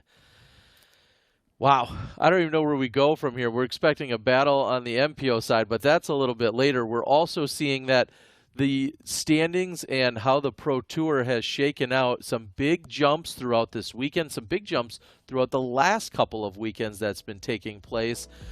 When you're seeing the likes of Owen Scoggins step up into today's round. We said she was all but out of a chance to the semifinals this morning, but then she came firing back today with her best performance of the weekend. She catapults past both Missy Gannon and Valerie, and now she is secured into a bye into the semifinals. And what an incredible performance by Owen Scoggins here today. She jumps all the way up into a tie for 6th. Owen must have known that we were counting her out. We didn't think that she was going to make a comeback like she did, but she shot a 5 down in this final round to leap into that position. And it is going to pay off as we head into the Tour Championships. Owen tied for the hottest round out of all competitors today with that 5 under. You're seeing some very light shifts back and forth, just 1 or 2 spots here. Ella Hansen jumping just barely ahead of Kat Merch by a single point. And then also seeing who else is in and qualified. Emily Beach is in. Holland Hanley jumps up with her performance today. She's into a qualified position, guaranteeing her spot at the Tour Championship. Also, Henna Blumrose has moved up into 15th. She's still going to have to play to qualify in that qualifying event next Wednesday, or in a couple of Wednesdays, I should say. But it could have been a guaranteed spot, but she had the struggles there trying to close out her round today. So she has to play more golf if she wants to be at the Disc Golf Pro Tour Championship. Lisa Fakis not making it in. Kona star Panis missing the cut since the first time she's been on the tour full-time. Rebecca Cox made a charge today but came up short. And Deanne Carey, even though she moved up a few more spots, not enough. You see Haley King's name there. She is in the qualifying to play position because she won the U.S. Women's, the major, earlier this year. So she will actually be in the qualifying for playing for the play-in on that Wednesday, just before the Tour Championships kicks off. See Jennifer Allen in there. Jennifer Allen obviously dabbling in both the FP40 and the FPO division this year, just as we've seen with Owen Scoggins as well as Sarah Holcomb. So proving they still got game and then some up here in our top FPO division. So now we have to start thinking about ahead to the Throw Pink Women's Championship. Kristen talked about having a break, but it doesn't really feel like it's going to be much of one. She said that Silver is going to be playing an event, so she'll be supporting him.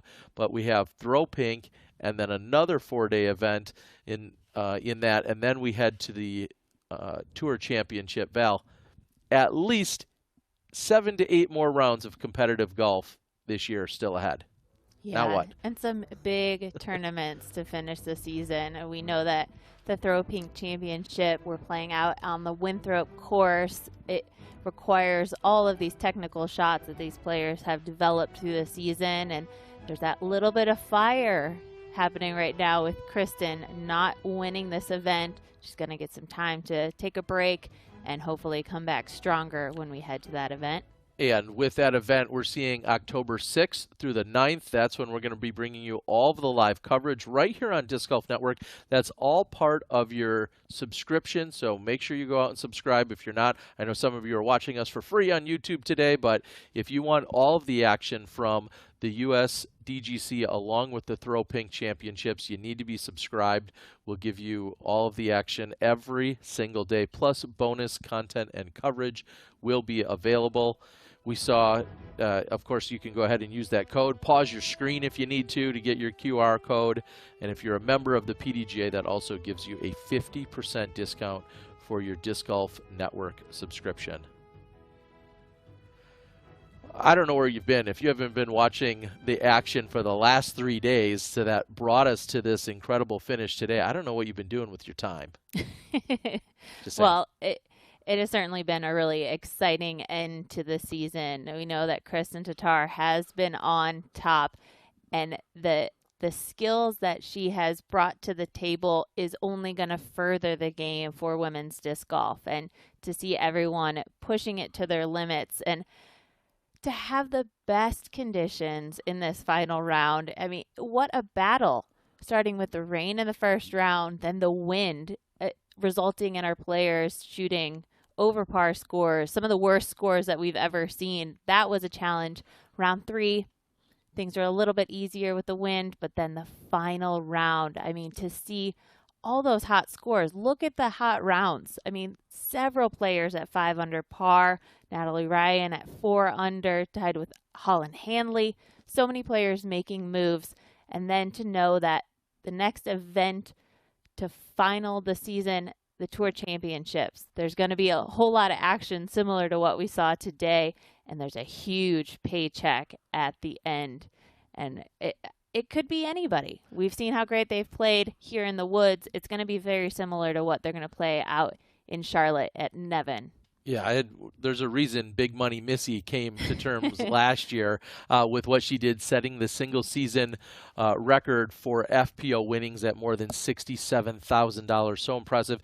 And one last look, as we're looking at this leaderboard, look at how everyone charged today. You see all those green arrows. That's where people were moving themselves up in positions. And everyone from 3rd through 10th were ones that were making that charge, trying to overtake someone in front of them. You can maybe take some of that momentum, closing out on a high note, shooting some of the hottest scores, the 4s, the 5 unders, whatever it might be, but making that charge, knowing that they're going to now go rest and relax for a week or so, and then they're going to come back, and we're going to see them at the Throw Pink Women's Championships. It's so exciting to see. And as always, thanks to our friends at OTB, we're going to now bring you our final OTB shot of the day. here at the MVP Open at Maple Hill. And Natalie Ryan finding the green. In fact, putting it closer than Kristen Tatar. Natalie talked about how crucial it was to apply pressure to Kristen, even though Kristen did find the island. But when you're underneath the basket, all pressure's off on yourself. Nice work playing the famous rock wall off the left side of the green on 18. Most electrifying place in all of disc golf. Doing it in front of that crowd, that gallery, and thousands of people from around the world. Natalie Ryan securing the championship and the OTB shot of the day.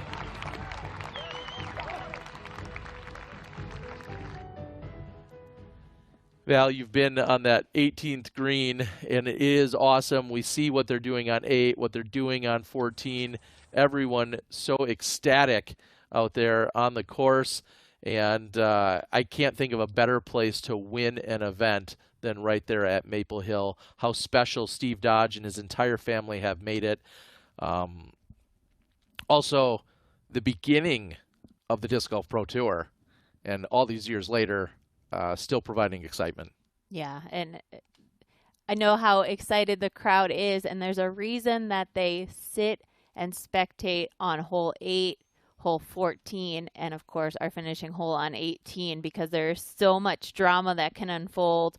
But I know what they're waiting for on those water holes. They're waiting for the hole-in-one, and it sounds like we might have caught it. Wow, that would be incredible. Alex Benson did capture the ace today on hole 14, so I think we're going to close it out that way. And there you have it. Alex, the eruption on the tee, and of course there's an eruption behind the basket. Congratulations to Alex on that incredible shot as well.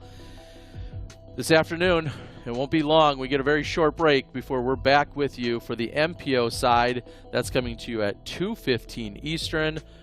For Zoe Andyke out on the ground, for Valerie Jenkins, I'm Terry Miller, the Disc Golf Guy. Congratulations again to Natalie Ryan. That's all from Maple Hill. We'll see you this afternoon.